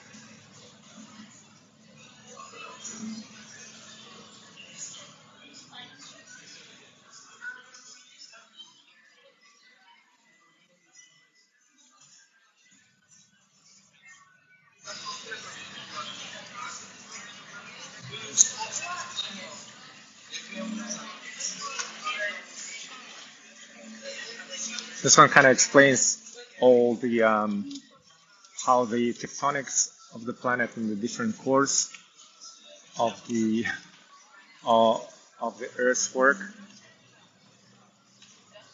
earthquakes and all that. Oh my God, so many people. Hold on. We're gonna go down, I reckon. This is where we the nice view actually, where we entered using this escalator.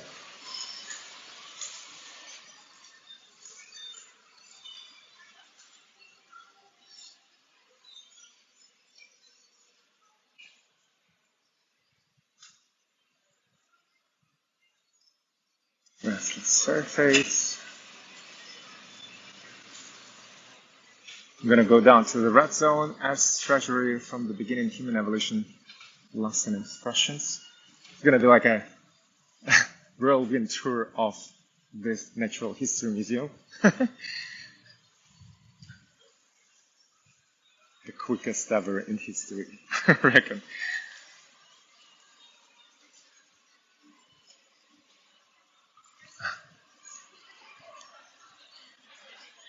Okay, which way do we go? Let's go this way. Might lose the connection, guys.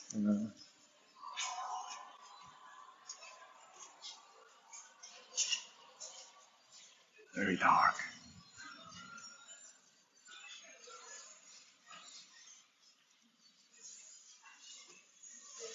Maybe we should have gone the other way.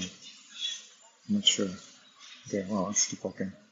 Ice Age elephants.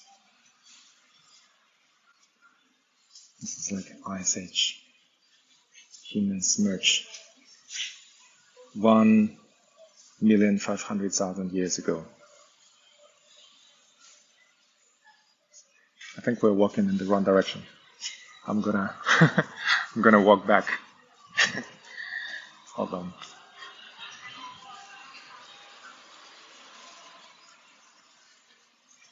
Can you see? Oh, by the way, this looks good.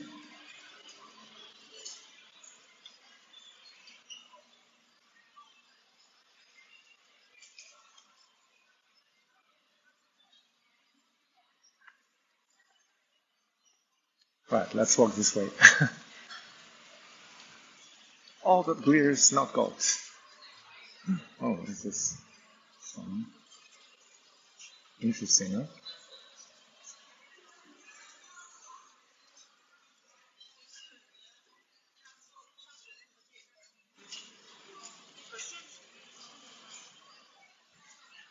Oh,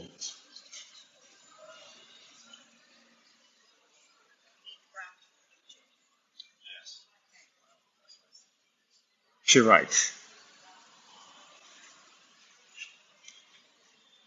Carrara marble. This is Italian. This lustrous white marble has been prized by sculptors an architect since Roman times. The marble's dense crystalline texture means that it can be worked in fine detail. Bust of a woman, La Zingara, made between 1780 and 1800.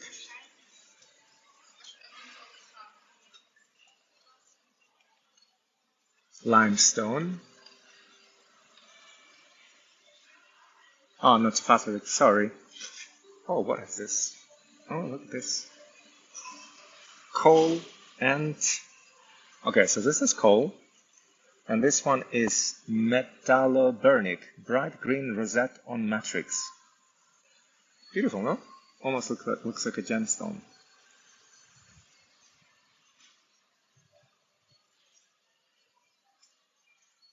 Okay, I think there are two different sections actually. This is more like about all the different... Oh, wow. This is cool. Nice piece.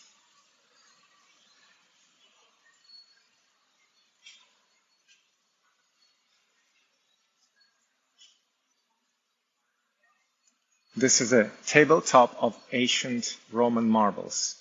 This tabletop is inlaid with a large variety of ornamental stones excavated from tombs on the Appian Way, a road constructed from Rome to Capua by Appius Claudius Cacus in 312 before Christ. The table made for Dr. Pantaleone of Rome was acquired by Dr. John Topham, who brought it to England in 1870. It was presented to the museum by his daughter in 1918. Geologically, the name marble is reserved for metamorphosed limestones, but commercially, the name is applied to most rocks that can be used decoratively when polished. The Italian names for some of these marbles end with antico and originate from the time when interest was first taken in the ruins of ancient Rome. All the marbles were regarded as antique and their sources unknown. In the late 19th century, many of the quarries were rediscovered and the original names are still in use.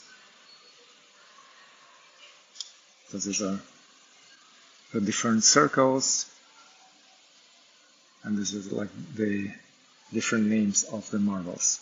I didn't know the marbles actually is a type of limestone. Who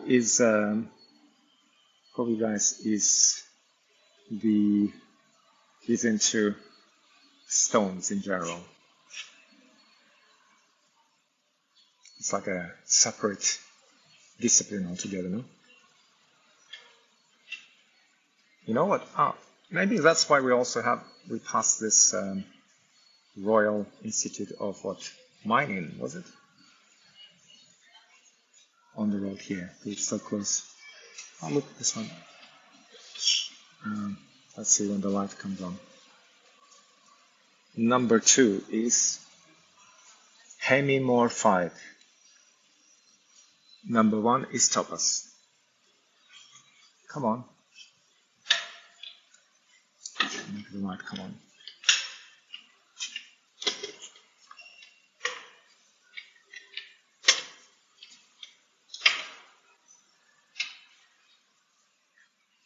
Number 4 is quartz.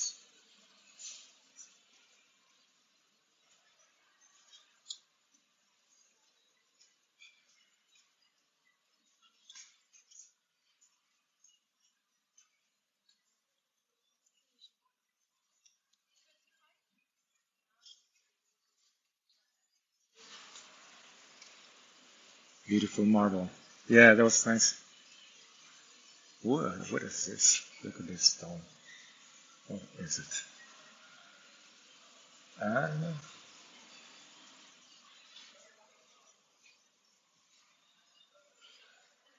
Mica, group of pale green flaky muscovite crystals forming hexagonal groups from Minas Gerais in Brazil. This is the molecular structure of this, I reckon. They explain why they form into such shapes. What is this? Halite, colorless group. Mayo salt mines in Pakistan.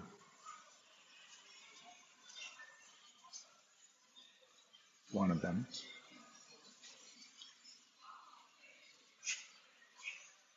Oh, what is it? Number 14. Look at the color there. Wolfenite. Lush, lustrous, orange-red tabular crystals. Red Cloud Mine, La Paz, Colorado. No, La Paz Company, Arizona, USA. Whoa, look at this one here. Green color. What's the number 9? Number 9, malachite. Oh, that's malachite. Whoa, looks different. Malachite, deep green, radiating fibrous crystals from Arizona, US. What is this green one? Yellow one. 3, gypsum, sharp, transparent yellow twinned crystals from Caltanissetta, Sicily, Italy. Number 2, celestine, crust of clear gray-blue lustrous crystals from Madagascar. Look at this one here. Number 7.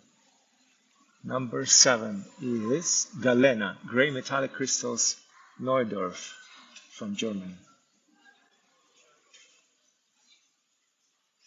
Oh, wow. Number 13. Look at number 13.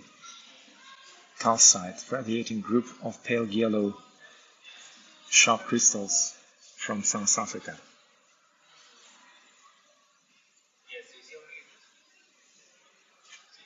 That's an interesting one here. Number 2 is opal. Okay, opal. Blue-green veins of ferruginous iron-rich rock from Australia. Number 4, azurite, aggregates of deep blue crystal groups from Arizona, US. Arizona has a lot of crystals. Number 5, crocolite, interpenetrating orange-red crystals from Tasmania. Oh, another Australian one. Oh my god, what is this? Number 16. Looks like a spaceship. Stibnite, gray metallic, deeply saturated, striated from Shikoku, Japan. And number 1 is calcite from England. Okay, that's close.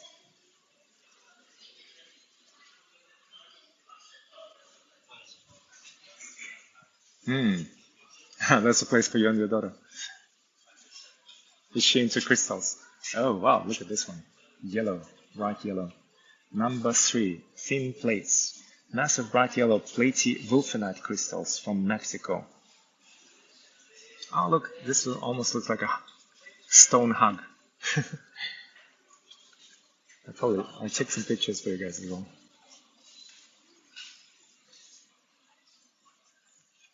Whoa, look at number 1.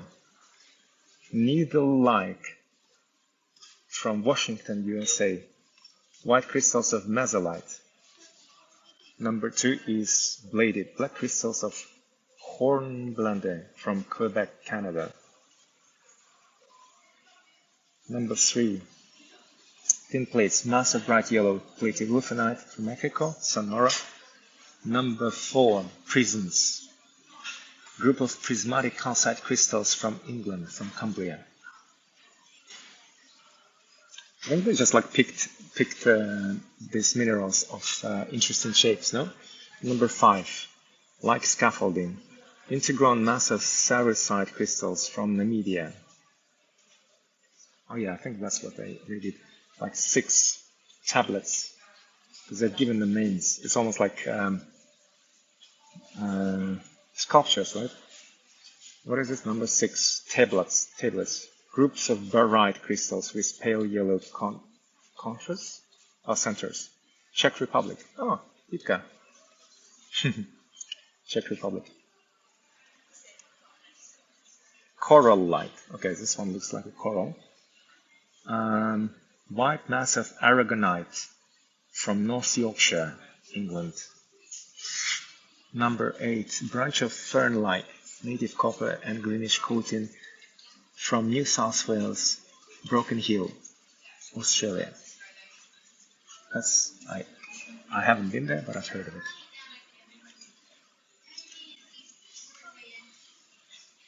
Yeah, they do look like sculptures, huh? What is number 9? From India. Look at number 12 here. Such a color. It's an interesting color, no? Tiffany color. 12.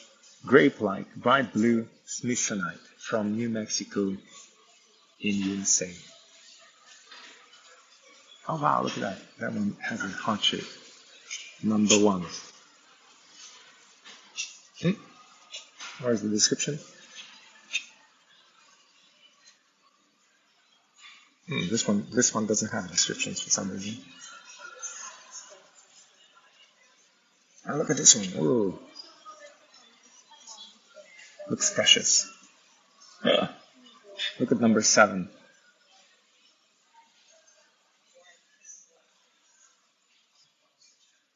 And number 10 here.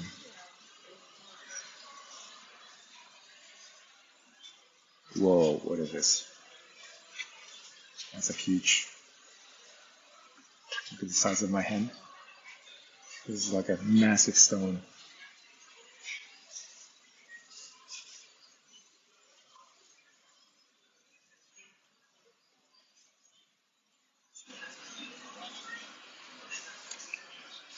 Oh, all the precious works.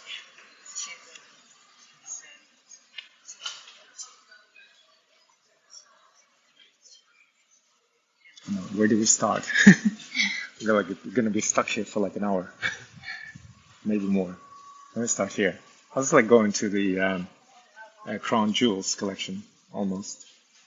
What is this? Tourmaline, different varieties. I reckon, yeah. And they have Queen Elizabeth and Faiz Al Shah, ruler of Iran.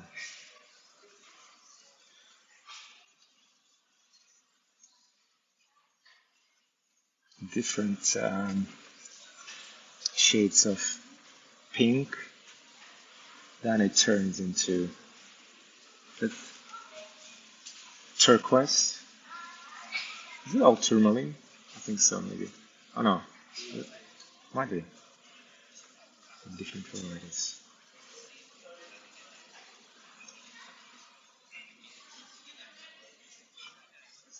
Collector's gems. The specimens in this case illustrate a wide range of material only occasionally cut as gems. Wherever possible, both uncut material, called rough stones, and faceted stones are included. The locality and description are given the rough samples only unless specifically mentioned. Okay, so these are not necessarily precious gems. And there's a picture of Diana and Richard III of England. So they have been wearing some of this.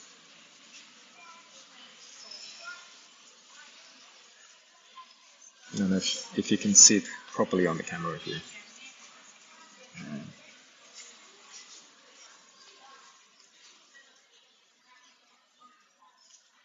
This is very sparkly. So many names. You can see it. Patellite, Bligonite, Axonite, Dolomite.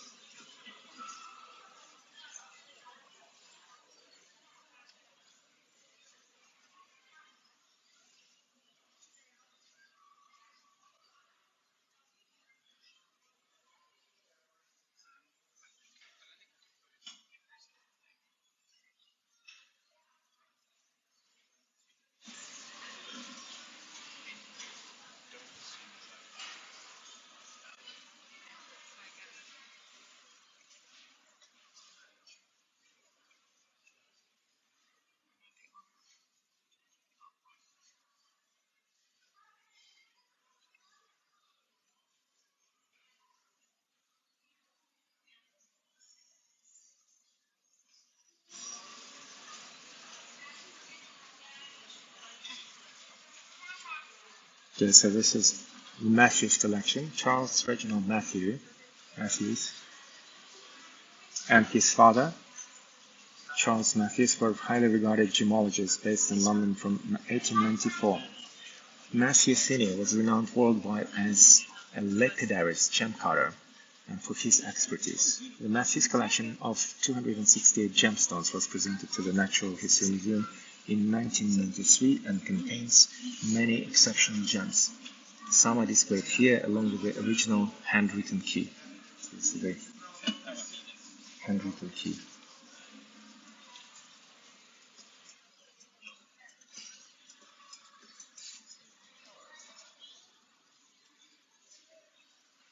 Let's move here. For now, the Payne collection.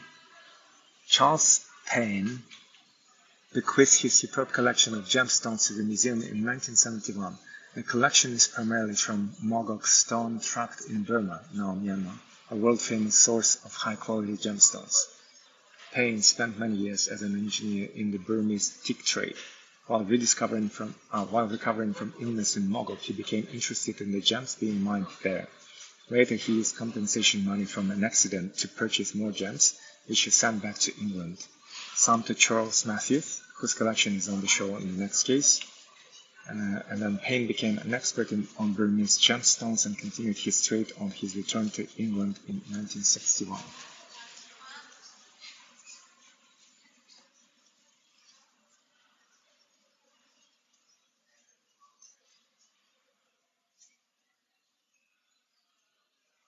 Hey, look at the size of these ones. Oh my god, they're like almost the size of my palm.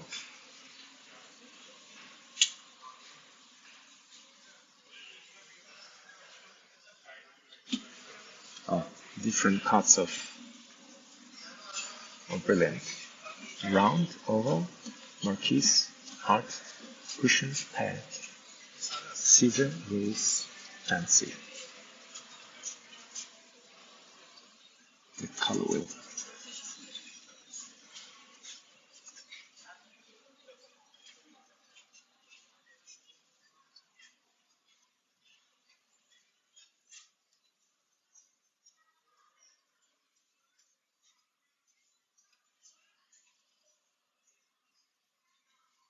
So guys, I want to show you this as well. The actual cut.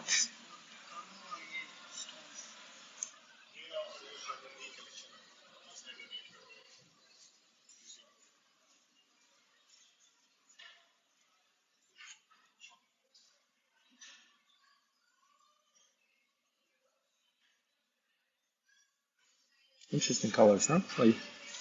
Like all colors.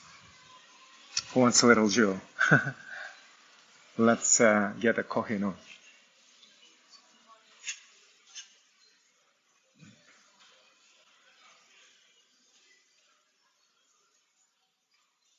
That's an interesting number, 15.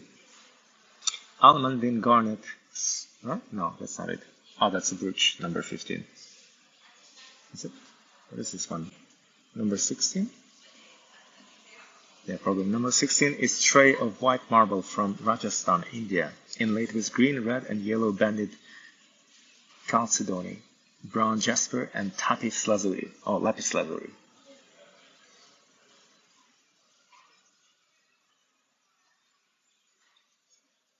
Ruby, sapphire, emerald, aquamarine, and diamond.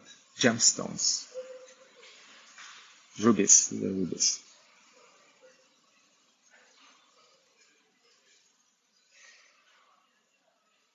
Sapphires.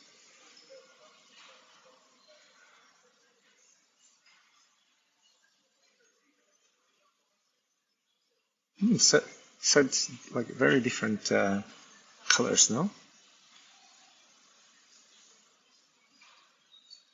Patparasha. Patparasha is a rare and highly coveted special variety of sapphire that has a color between that of the lotus flower and the sunset. The yellow ones are Patparasha, I think. Starstones. Starstones are so called due to the star-like pattern called asterism that can be seen when the gem is cut as a cabochon and placed under a spotlight.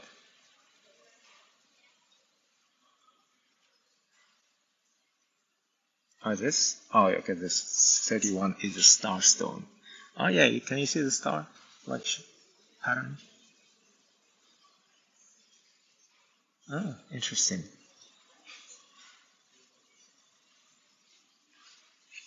Beryl. Heliodor. Some of them are huge.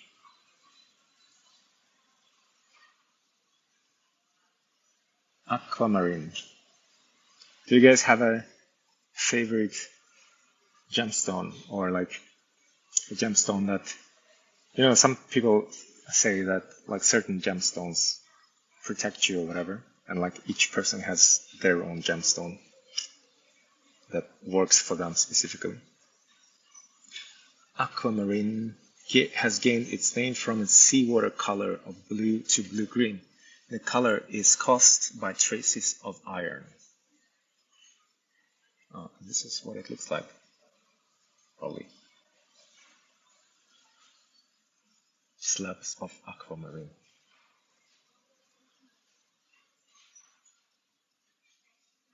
Emerald. Topaz.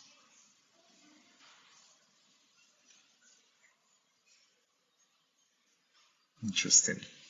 Big spite. What is this? Big spite. Organite.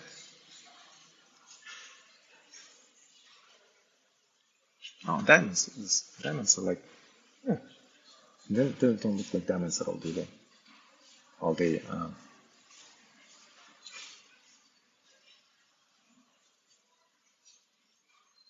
the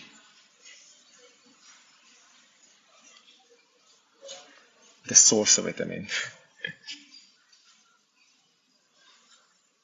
Okay. This Cullinan diamonds. The Cullinan diamond is the largest gem-quality diamond crystal ever discovered and was found at the Premier Number 2 mine in Pretoria, Gauteng, South Africa in 1905. It weighed 3,106 carats or 621 grams. Was presented to Edward VII in 1907 and then caught by L.J. Asher. It produced 9 major stones which are now in either British crown jewels or the personal possession of the royal family. Then 96 smaller ones. Okay. Chris, Tanya, are you still working on the plan? These are glass replicas, by the way.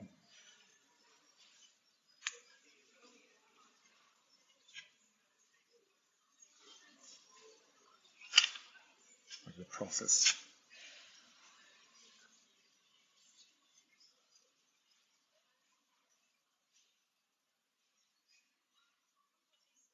The Crown Jewels heist by the Angels.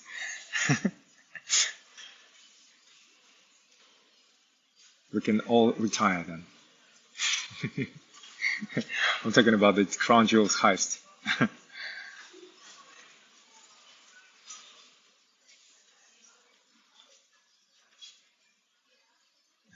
Next thing you know, I come out of the Natural History Museum and there's like a squad of police waiting for me outside.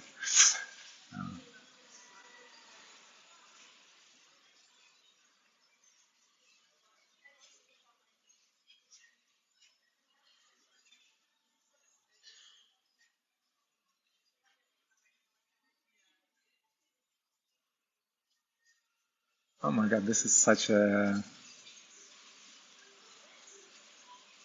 like you have to be so precise, no? Like very very tough work probably. Girls' best friends. The Beers group of companies. Oh, the Diamond Journey. Do you guys want to watch this film or shall I move on?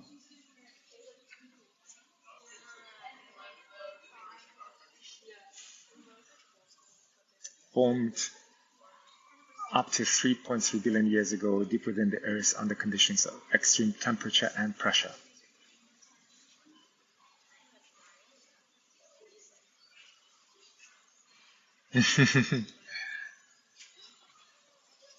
They were brought up to the surface in rising magma that solidified into conical pipes of kimberlite. Diamonds can be found within this igneous rock or in secondary alluvial deposits from the eroded pipe, in riverbeds, coastal areas, and even under the sea.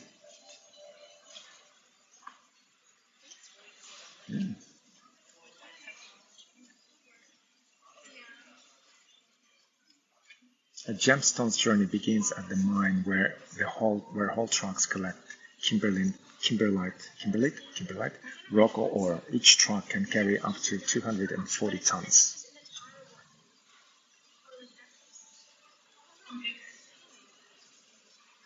Not very,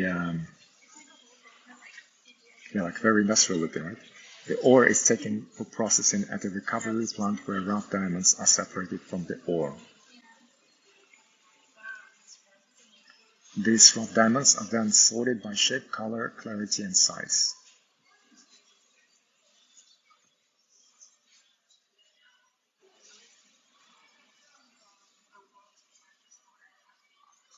The diamonds are cut or sewn and carefully inspected for quality.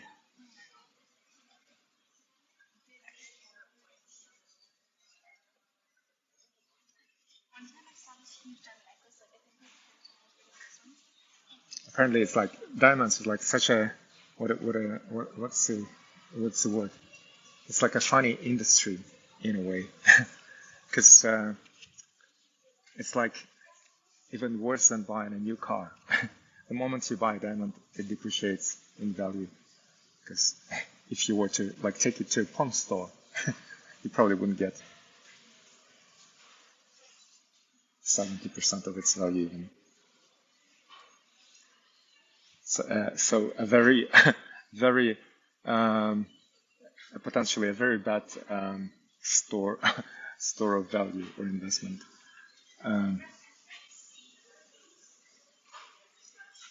Huge exhibition. Like if you're into gemstones, this is where you want to be.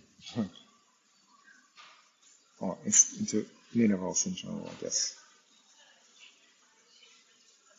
Right, I'm gonna keep moving. What is this? I think the pearls. Pearls, ivory, shells, abalone. I think that's abalone. Look, number 7. Jet.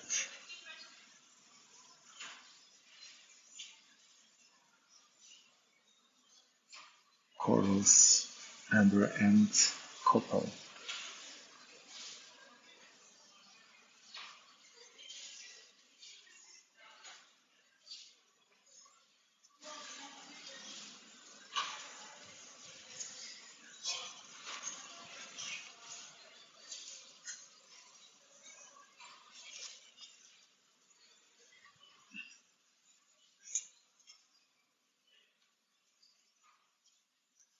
What else is here?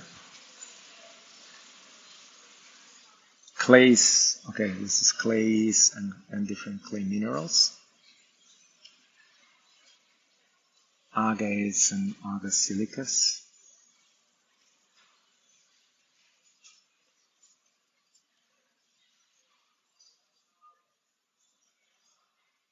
Quartz. Quartz variety amethyst.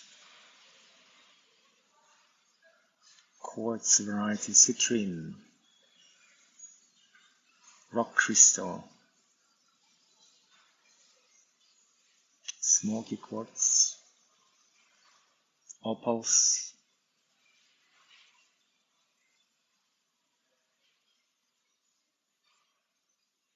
Number 6 is from Whitecliffs, New South Wales, Australia. Number 2 is pressure rope. Oh, this one is pressure rope. From Australia as well. Konnichiwa, Aki. Hello. Okay. Let's keep moving.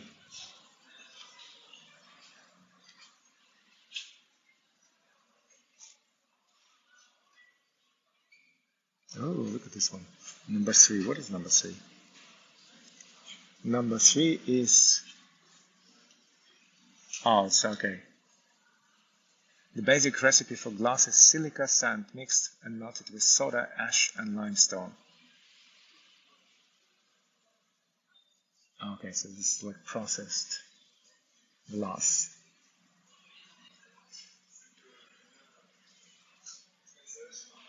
Oh, whoa, look at this one.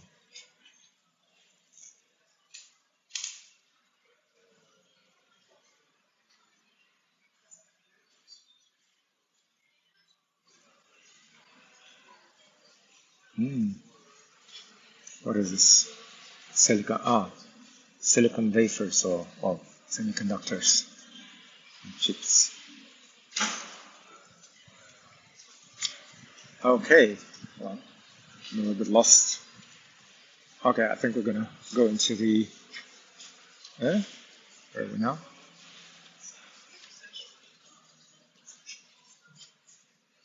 Okay, this is exhibition of the journey through Earth's past.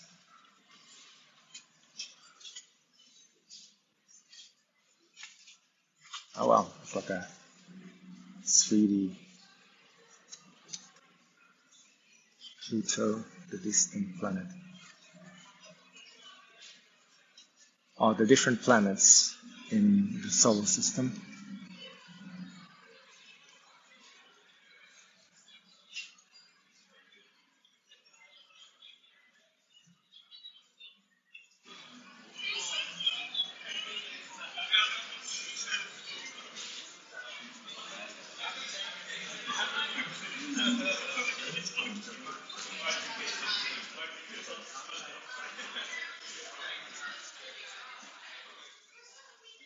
Okay, I think this is probably how like the solar system came about and how life on Earth started. Oh, whoa, what is this? Look at this.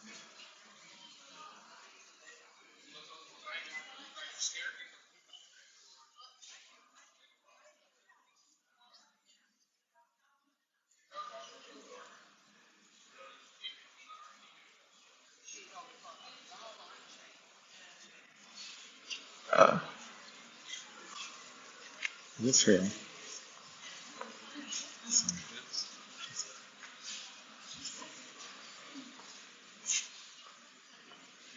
It's like the remnants of the old something. It's like a whale. Oceanic predator. This fast-swimming predator was the largest fish of its time. Another specimen has been discovered containing a fish 4 feet long in its stomach, which must have been swallowed whole. About 90 million years old. Late Cretaceous, Kansas, USA. It's huge.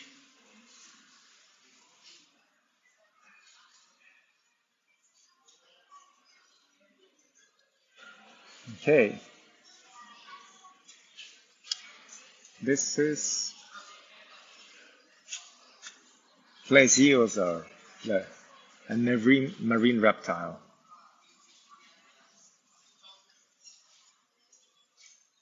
Looks like a turtle.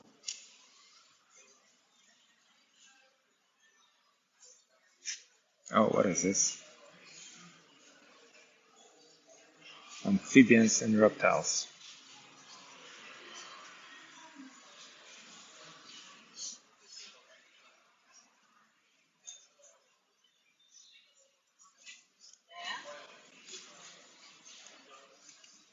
Wow, look at that dinosaur dinner. That's a big fish.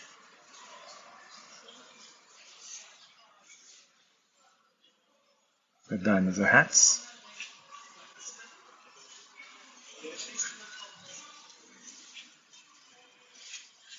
And it's interactive.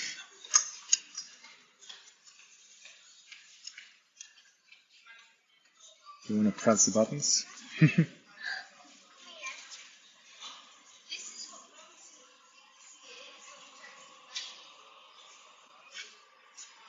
Early ancestors. What is this? A tooth of a shark. Giant shark's tooth.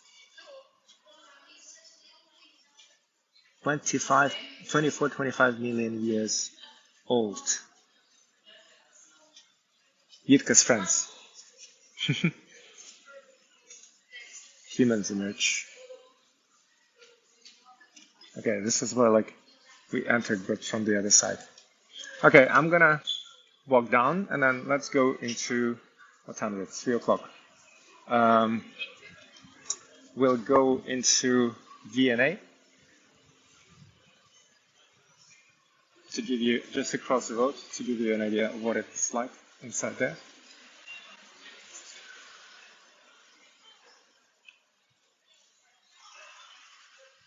Mm-hmm.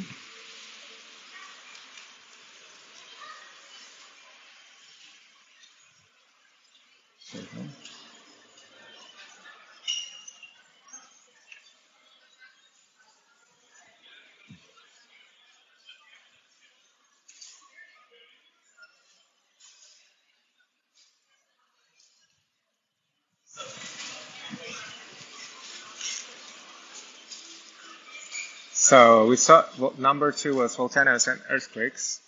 Number 1 was Earth's treasury. This was the minerals. Human evolution, lasting impressions is an other galleries and exhibits. Let's have a look. How do we go there?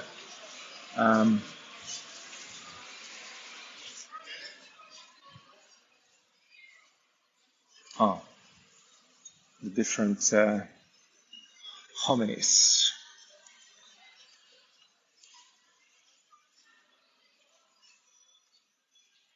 Chimpanzees and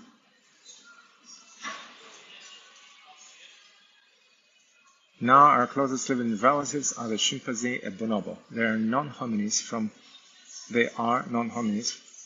whom we and our ancient hominin relatives differ in a number of ways.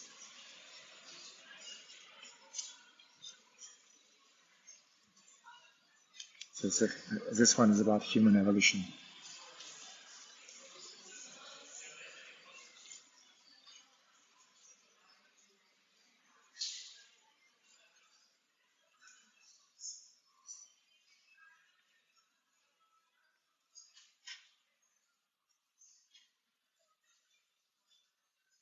Oh, so tiny.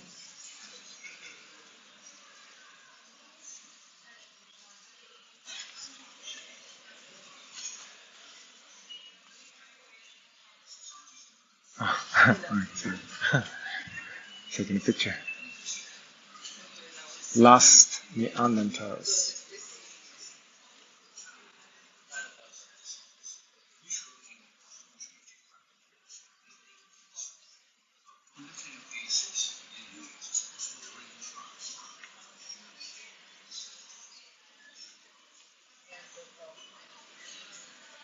Okay, hold on.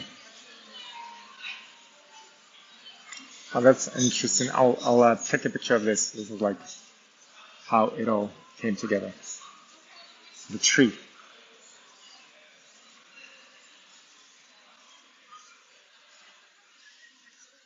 Oh, need to be careful, otherwise we're gonna get banned again. Actually, talking about it. I need to remember about this funny rules on TikTok. Right, hold on. How do I get to the? I don't think this was the main entrance, by the way. Maybe it is. Oh yeah.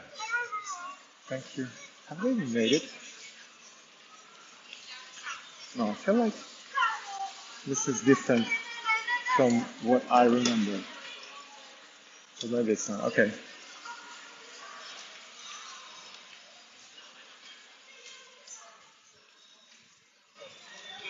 Yeah. Is the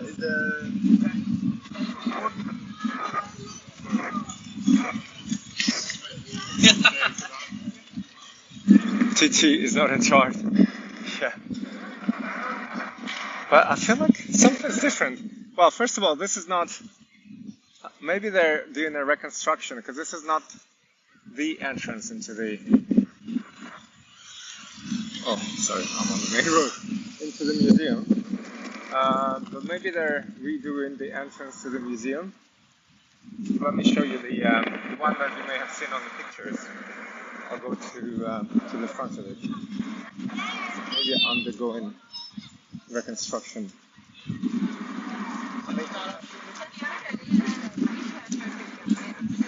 Let's see, and then we'll drop into Victoria and Albert. Oh, so close.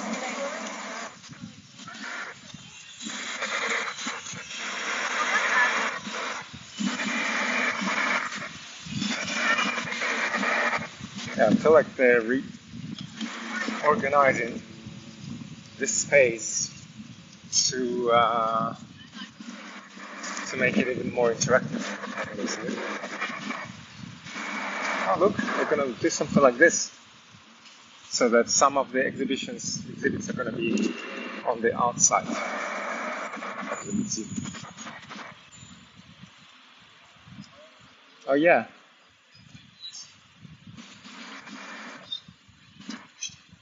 Okay, so hold on. No, there's another entrance. Okay, let's go there. I can squeeze through here.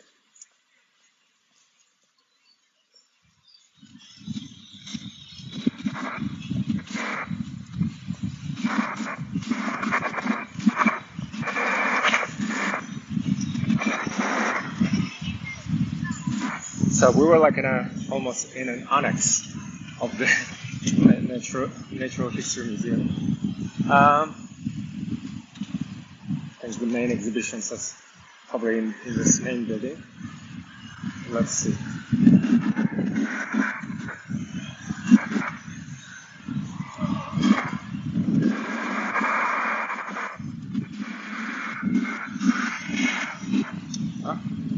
French Embassy? Yes.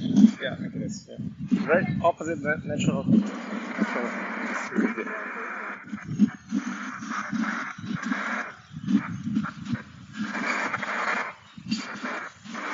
On Cromwell Road.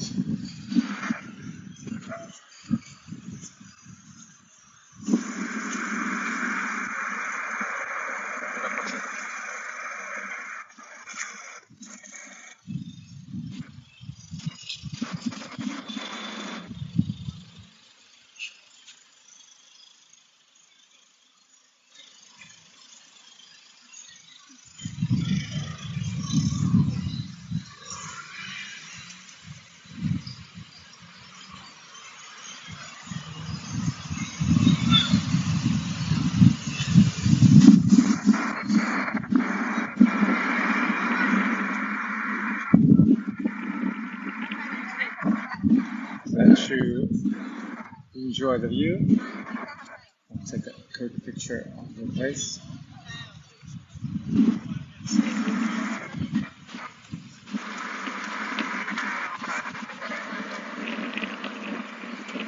I think we're gonna have to be quick, guys, because otherwise we'll be in the museums until evening. Well, actually, it's what is it? 3 o'clock now, right? Most of them close at 5.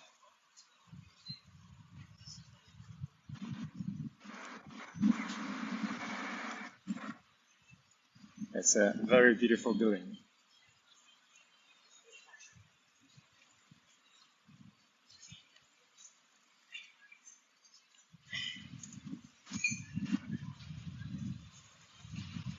Oh yeah, here's the dinosaur. Well, not the. Is it that? This is it. Changed it. Used to be like a dinosaur, but it's something else.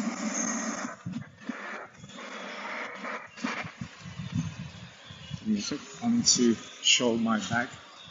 It's a nice building, right? Look at this. Hi there.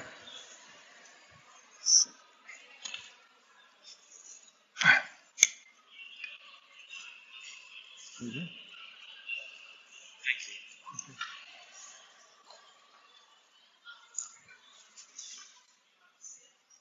It's a very token examination. Yeah, I think some of them were here. Like, not all of it was shot here, but I think there was one that was shot here. Oh my. So,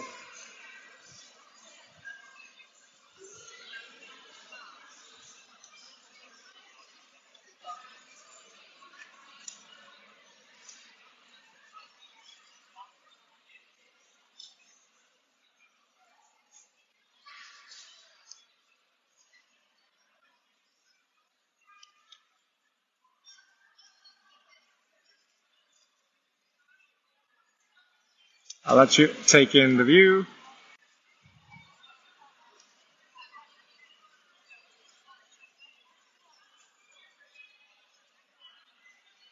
Hi again, Agmara. It's a very cool building, as you can see.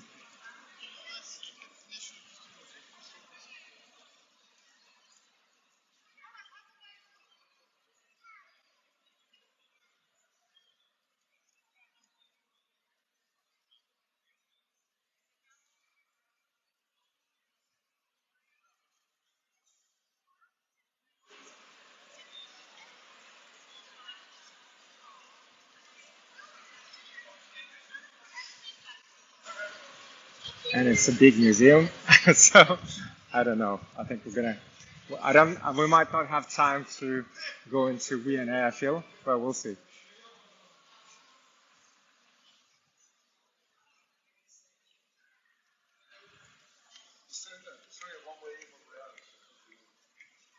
Creepy crawlies exhibition.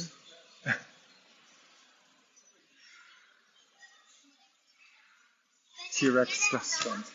Oh, let's see. Oh, maybe they moved the dinosaur here into the restaurant.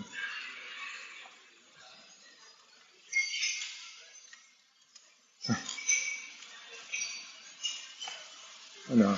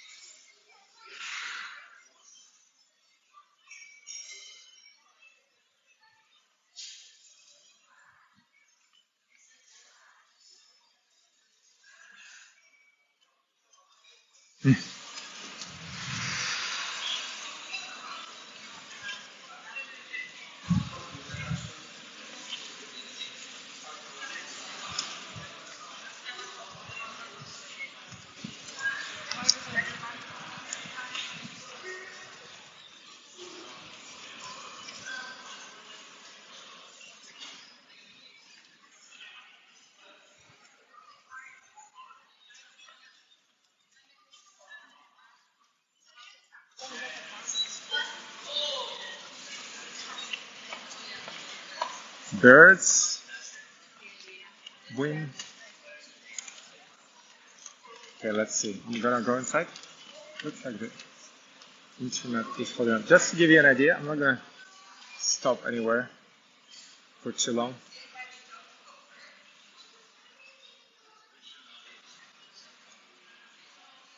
Oh, I think there's extinct ones from New Zealand.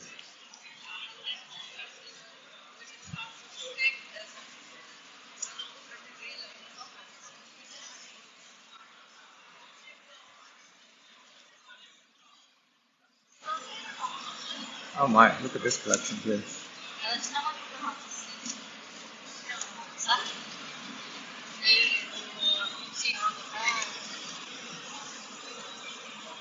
Are these like the birds of, what do you call them? Colibri? I think there's a colibri.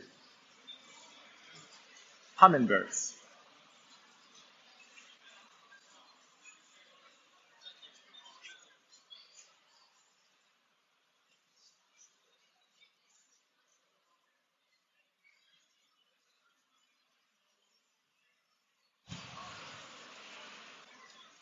Owls.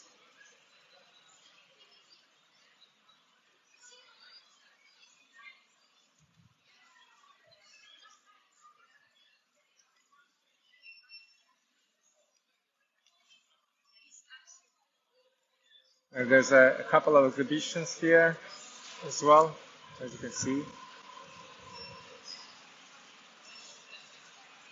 Whoa, look at the size of this.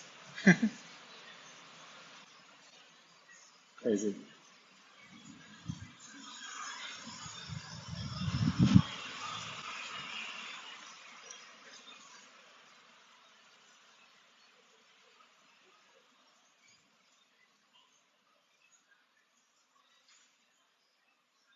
Birds of the South American rainforest. Okay.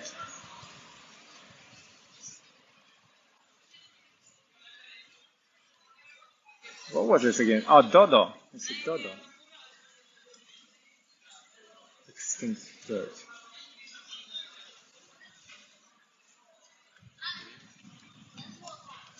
And starting in October, they have this exhibition, the Wildlife Photographer of the Year. Like some fossils of the prehistorical um, ancestor of dolphins, maybe. With a dolphin. I'll show you pattern so that you can kind of see some of it.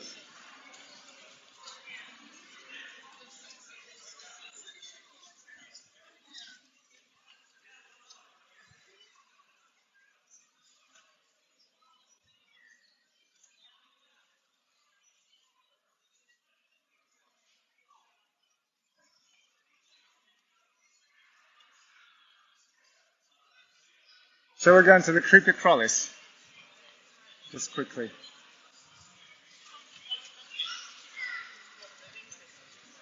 Oh, it's nicely air conditioned here. Lots of things. Oh, it's a lot of like interactive stuff for the kids. What is this? Oh, they're like larger replicas.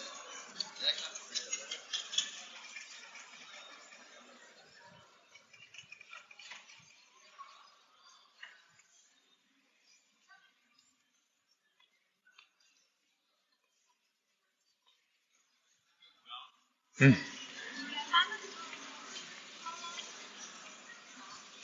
Scorpio.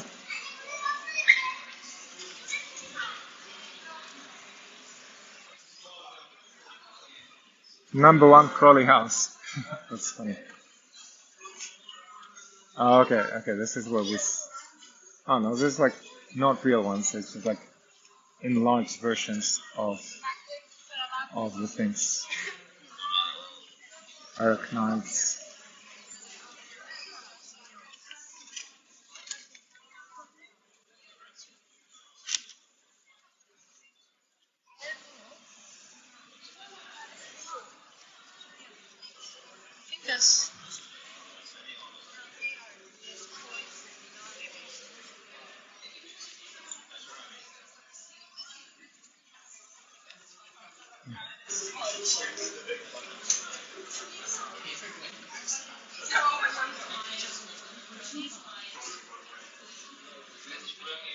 This is what you can find in your flower.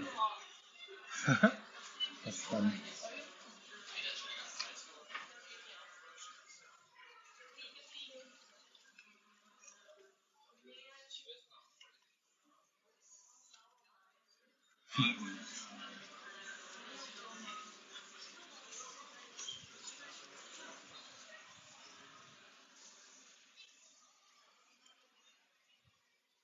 This is a natural history museum.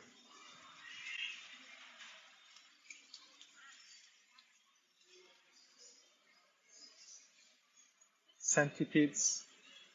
Is this a life size? No, it can't be life size, no? Too huge to be a life size. I would freak out if I were to meet this life size.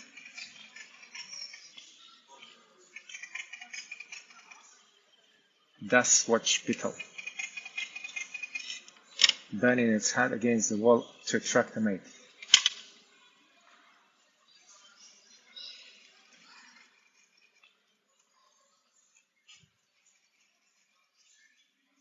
Yeah, I think this one is cool for kids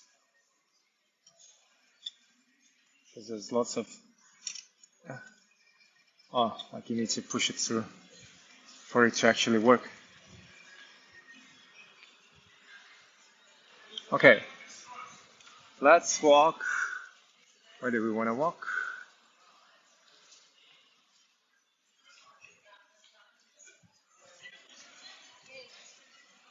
I'll go up to the. No, actually, I take it back. I think let's walk out of here because otherwise we're gonna spend a lot of time here. I'm gonna walk out to Victoria and Albert Museum, show you a quick glimpse of that one, and then how do I?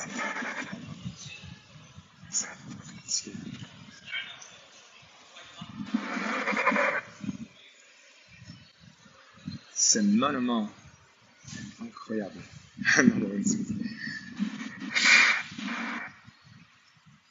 Are you talking about the building? Bebe or what? It's a really cool building.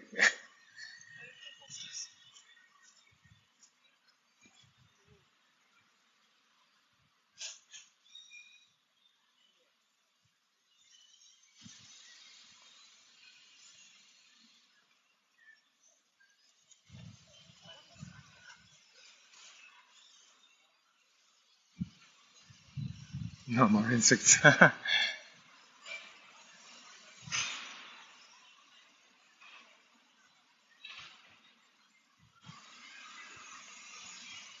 dodo, yeah. Dodo, crazy news. So I'm just like catching up on the comments as I'm walking out.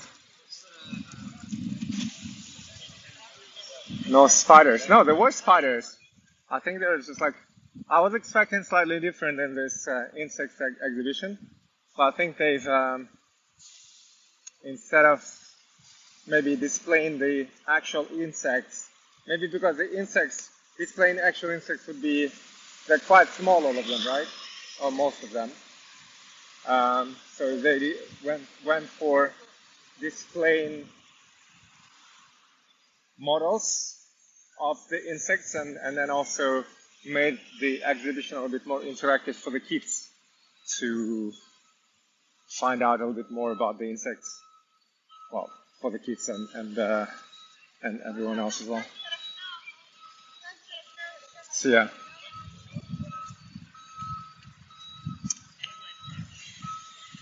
Spiders are your best friends. Really? Oh, really? Okay, I didn't know that.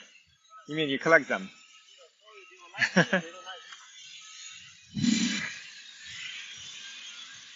Do they keep you company when you go to sleep? Like you put one next to you on the cushion to tell you bedtime stories.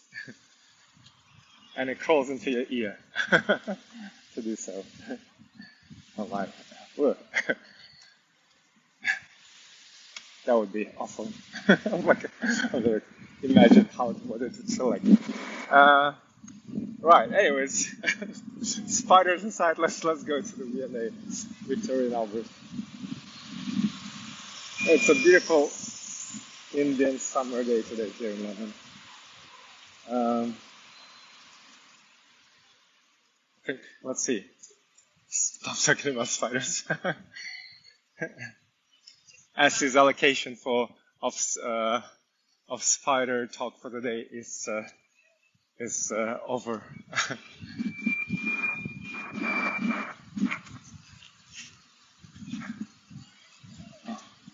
Sunflower probably doesn't mind spiders. Actually, I think Australia gets really bad reputation for spiders. I haven't seen that many there. Same weather here, 27. Here it's like probably 20 or 22, but it feels very comfortable. I think 27 actually would probably, if I walked in 27 degrees, I wouldn't be able to walk this much outdoors because I would be like roasting. But now it's probably around 22, I would say, between 20 and 22, and it feels really nice to be walking outside.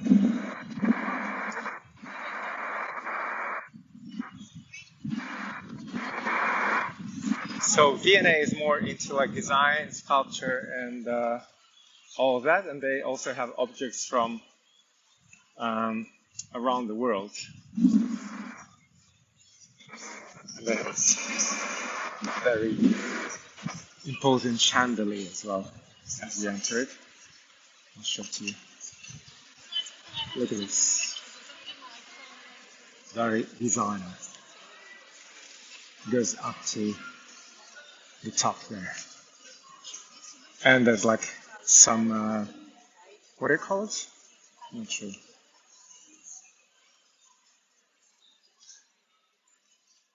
You know, like a nave? Is that what you call it? From a church. So they have different wings, different with different cultures. This one is like probably ancient Rome and Greece. Different with different cultures. This one is like probably ancient Rome and Greece. There will be one.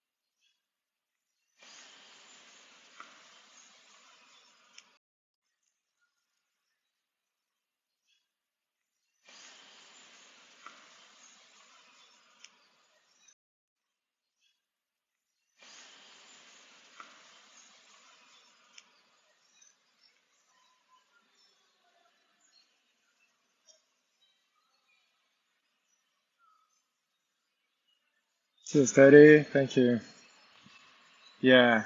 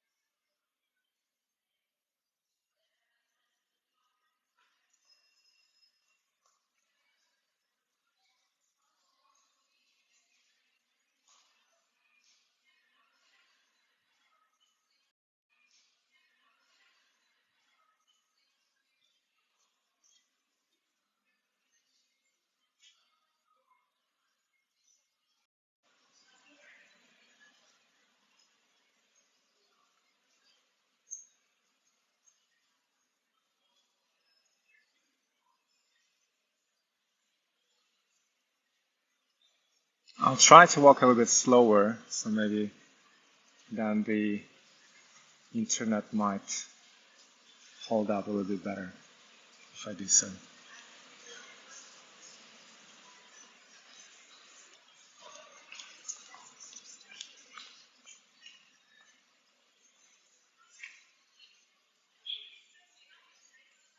There's a South Asia wing where I dropped by for a short while.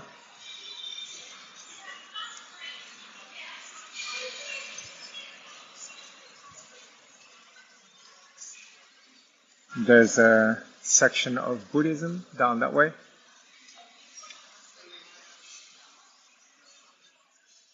More sculptures.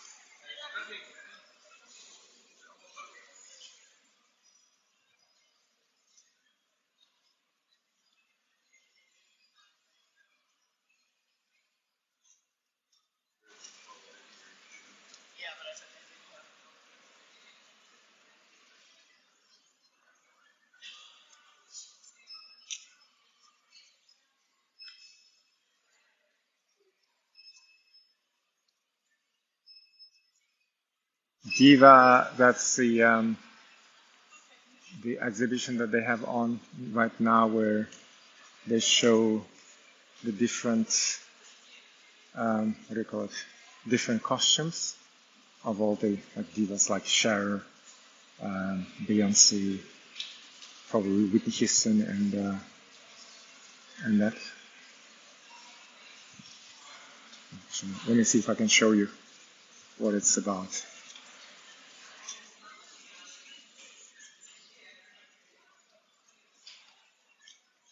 You can kind of probably make out what it's all about by looking at the book here.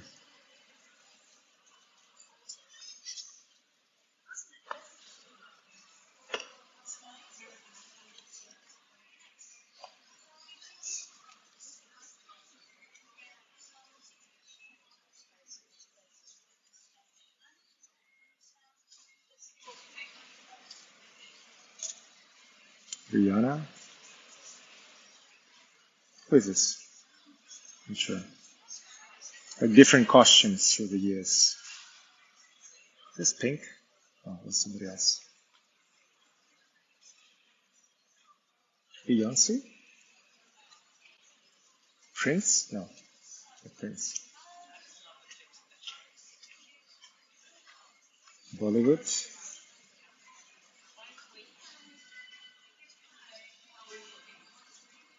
Not sure who this is. Marilyn?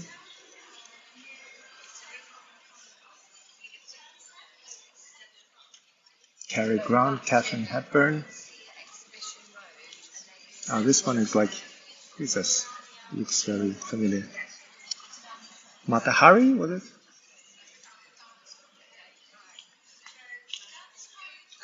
You kind of get the idea of what it's.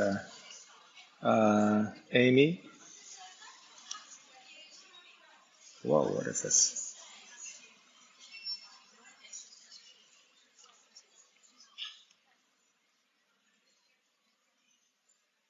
Sasha Geffen.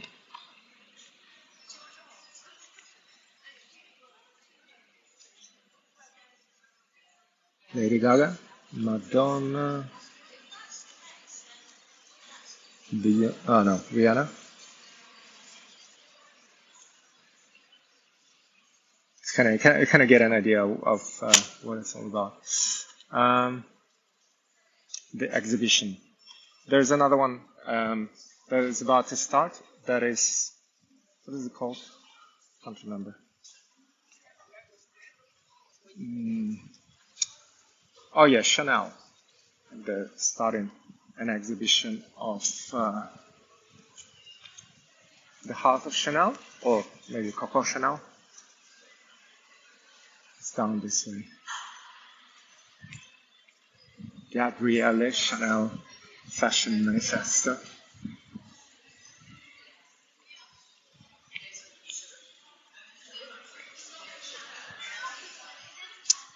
Hold on. How do I exit? Okay. To exit to the quartet, I'm gonna have to go back. This is like the gallery that leads to the Buddhism section.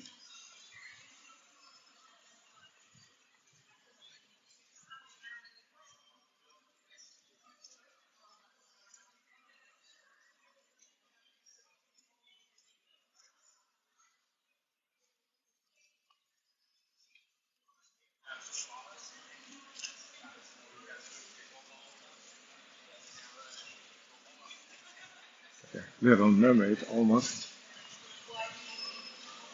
Let's see if those inner restaurants I was telling you about are still open. I think they might still be open. But what time is it now? Oh no, yeah, we still have time. So this is the inner courtyard. Very beautiful.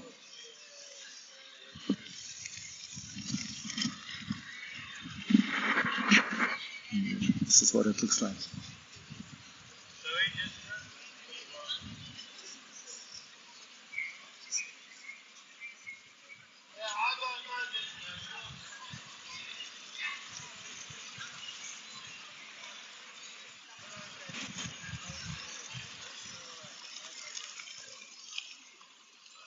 Oh, and they're doing some refurbishment work as well there.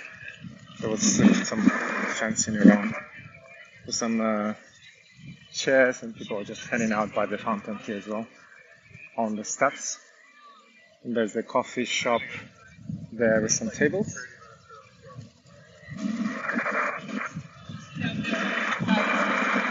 This is the sort of like installation. I think I've sent you a picture now of me next to the sign here. But yeah, let me show you this. I hope the internet connection holds up, but there's some beautiful rooms inside this wing, which is primarily for like people to grab some food.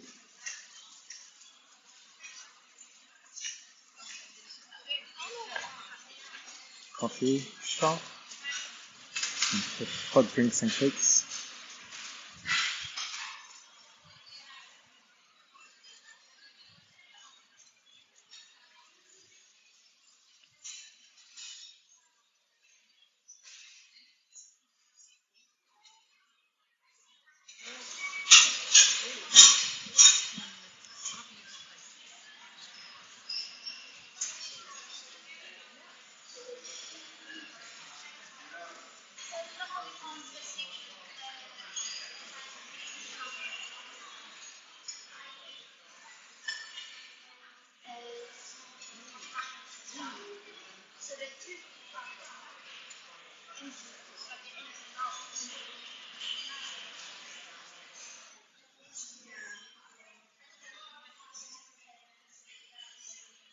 Yeah, it looks very fresh. It's very. I think it's actually. I mean, it looks posh because it wasn't. It's inside of this building, but it's not that. Actually, it's like not very expensive to grab the bike here.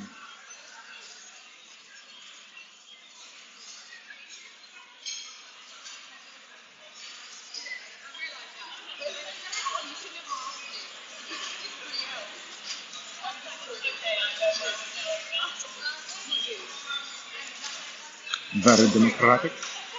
Let's see.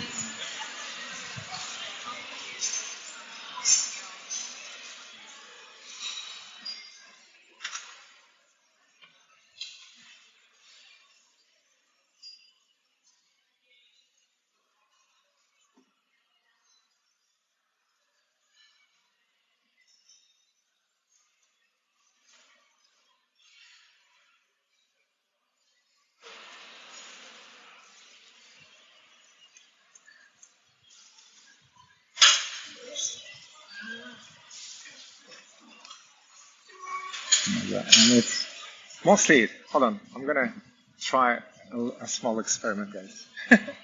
Would you give me a second?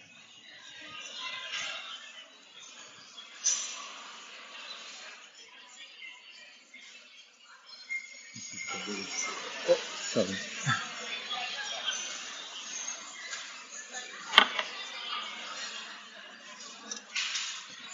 I did it last time.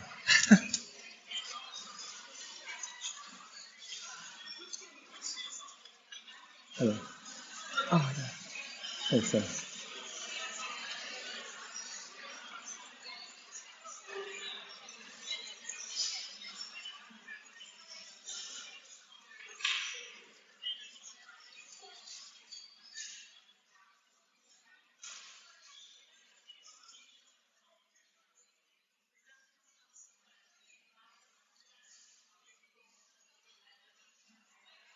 Oops.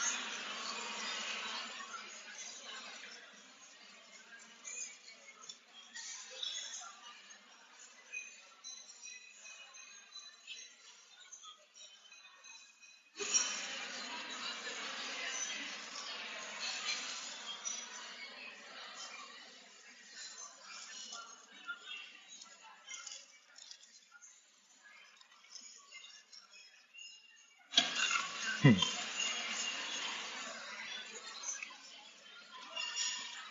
Hmm?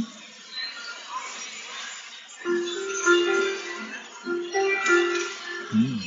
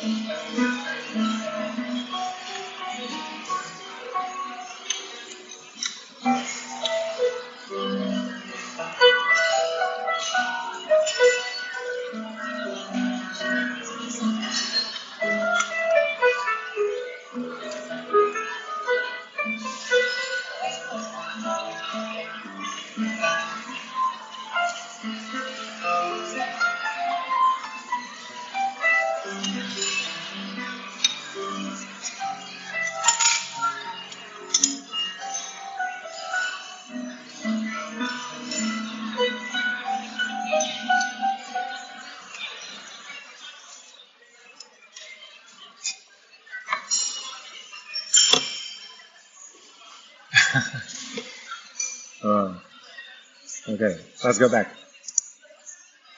Mission accomplished. Sort of.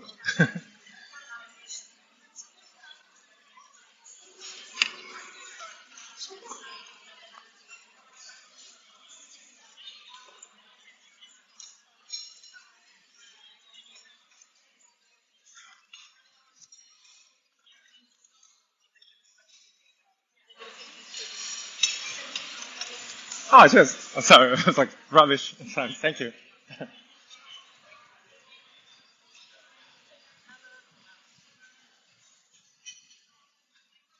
Right.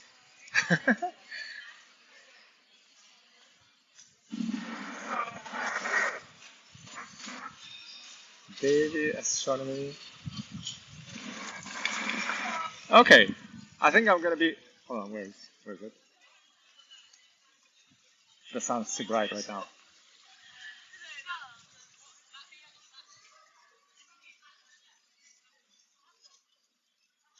I'm gonna be saying goodbye to you guys. Oh, cheers, Bebe. Sorry, I was like making a lot of mistakes. I think it's like being a little bit anxious and nervous, and I think the piano actually also was a little bit out of tune.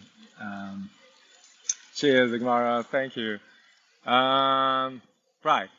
I'm gonna say goodbye to you guys here, and I'll probably grab a bite, and then I might do a live on my way back. I don't think I will, but I'll take a break, and then we'll see. I'll let you know if I do live. You'll see me go in live, and I think there's probably no point in me announcing it, but I'll do both actually. Thank you for sticking around with me. Hope you enjoyed this little trip around London again. And I'll see you. What time did I schedule the other one? I think it was 8 p.m. right today. Yeah, yeah, 8 p.m. today. I might see you a little bit earlier. We'll see. I'll just recharge my batteries slightly, um, grab a drink, and then start making my way back home. I'll keep you posted if I go live, you'll see me going live. Actually, let's check the battery, because the battery has been on throughout. I think it's like on its, is it? Hold on. Oh no, it's actually still have plenty of charge, so might be able to pull it off. Cheers, Tanya. Well, the musical live is gonna be 8. Is it 8 or 8:30 p.m.? Check out my profile. I'm gonna do some battles today. Let's see how far we can. Actually, let me just check. Can we see how? Let's see. Da-da-da-da. Let it scroll through. Oh, Tanya, thank you. Come on, save it better for later today. No gifts for now, but thank you, appreciate it. And I hope like after yesterday, please don't feel like pressured at all, because I appreciate the support I received yesterday. So yeah, thank you so much. Give me a sec. I'm just trying to check. Never mind. I think we can. Oh no, here it is. Is it? Battle Royale. Let's see where we are in the second day. Look at that. Like I think I finished. I was like on the number 15 or 14 yesterday, and we're still in the top 20. That's cool. We're at number 18 right now. There's some people. I thought it was going to be only creators of from within the TikTok UK, this Creator Accelerator program, but I think it's like a mixed bag of everyone. So I don't think we should be aiming for like top one place, because there's like the guy there on the top one place. He's got 337,000 diamonds, but it's pretty. Well, we are already doing really well, so I wasn't aiming for us to be in the top 20. But yeah, let's see how we hold out next week. Today and tomorrow. Cheers. Thank you. I know it's all a bit of a game, right? Bye. See ya.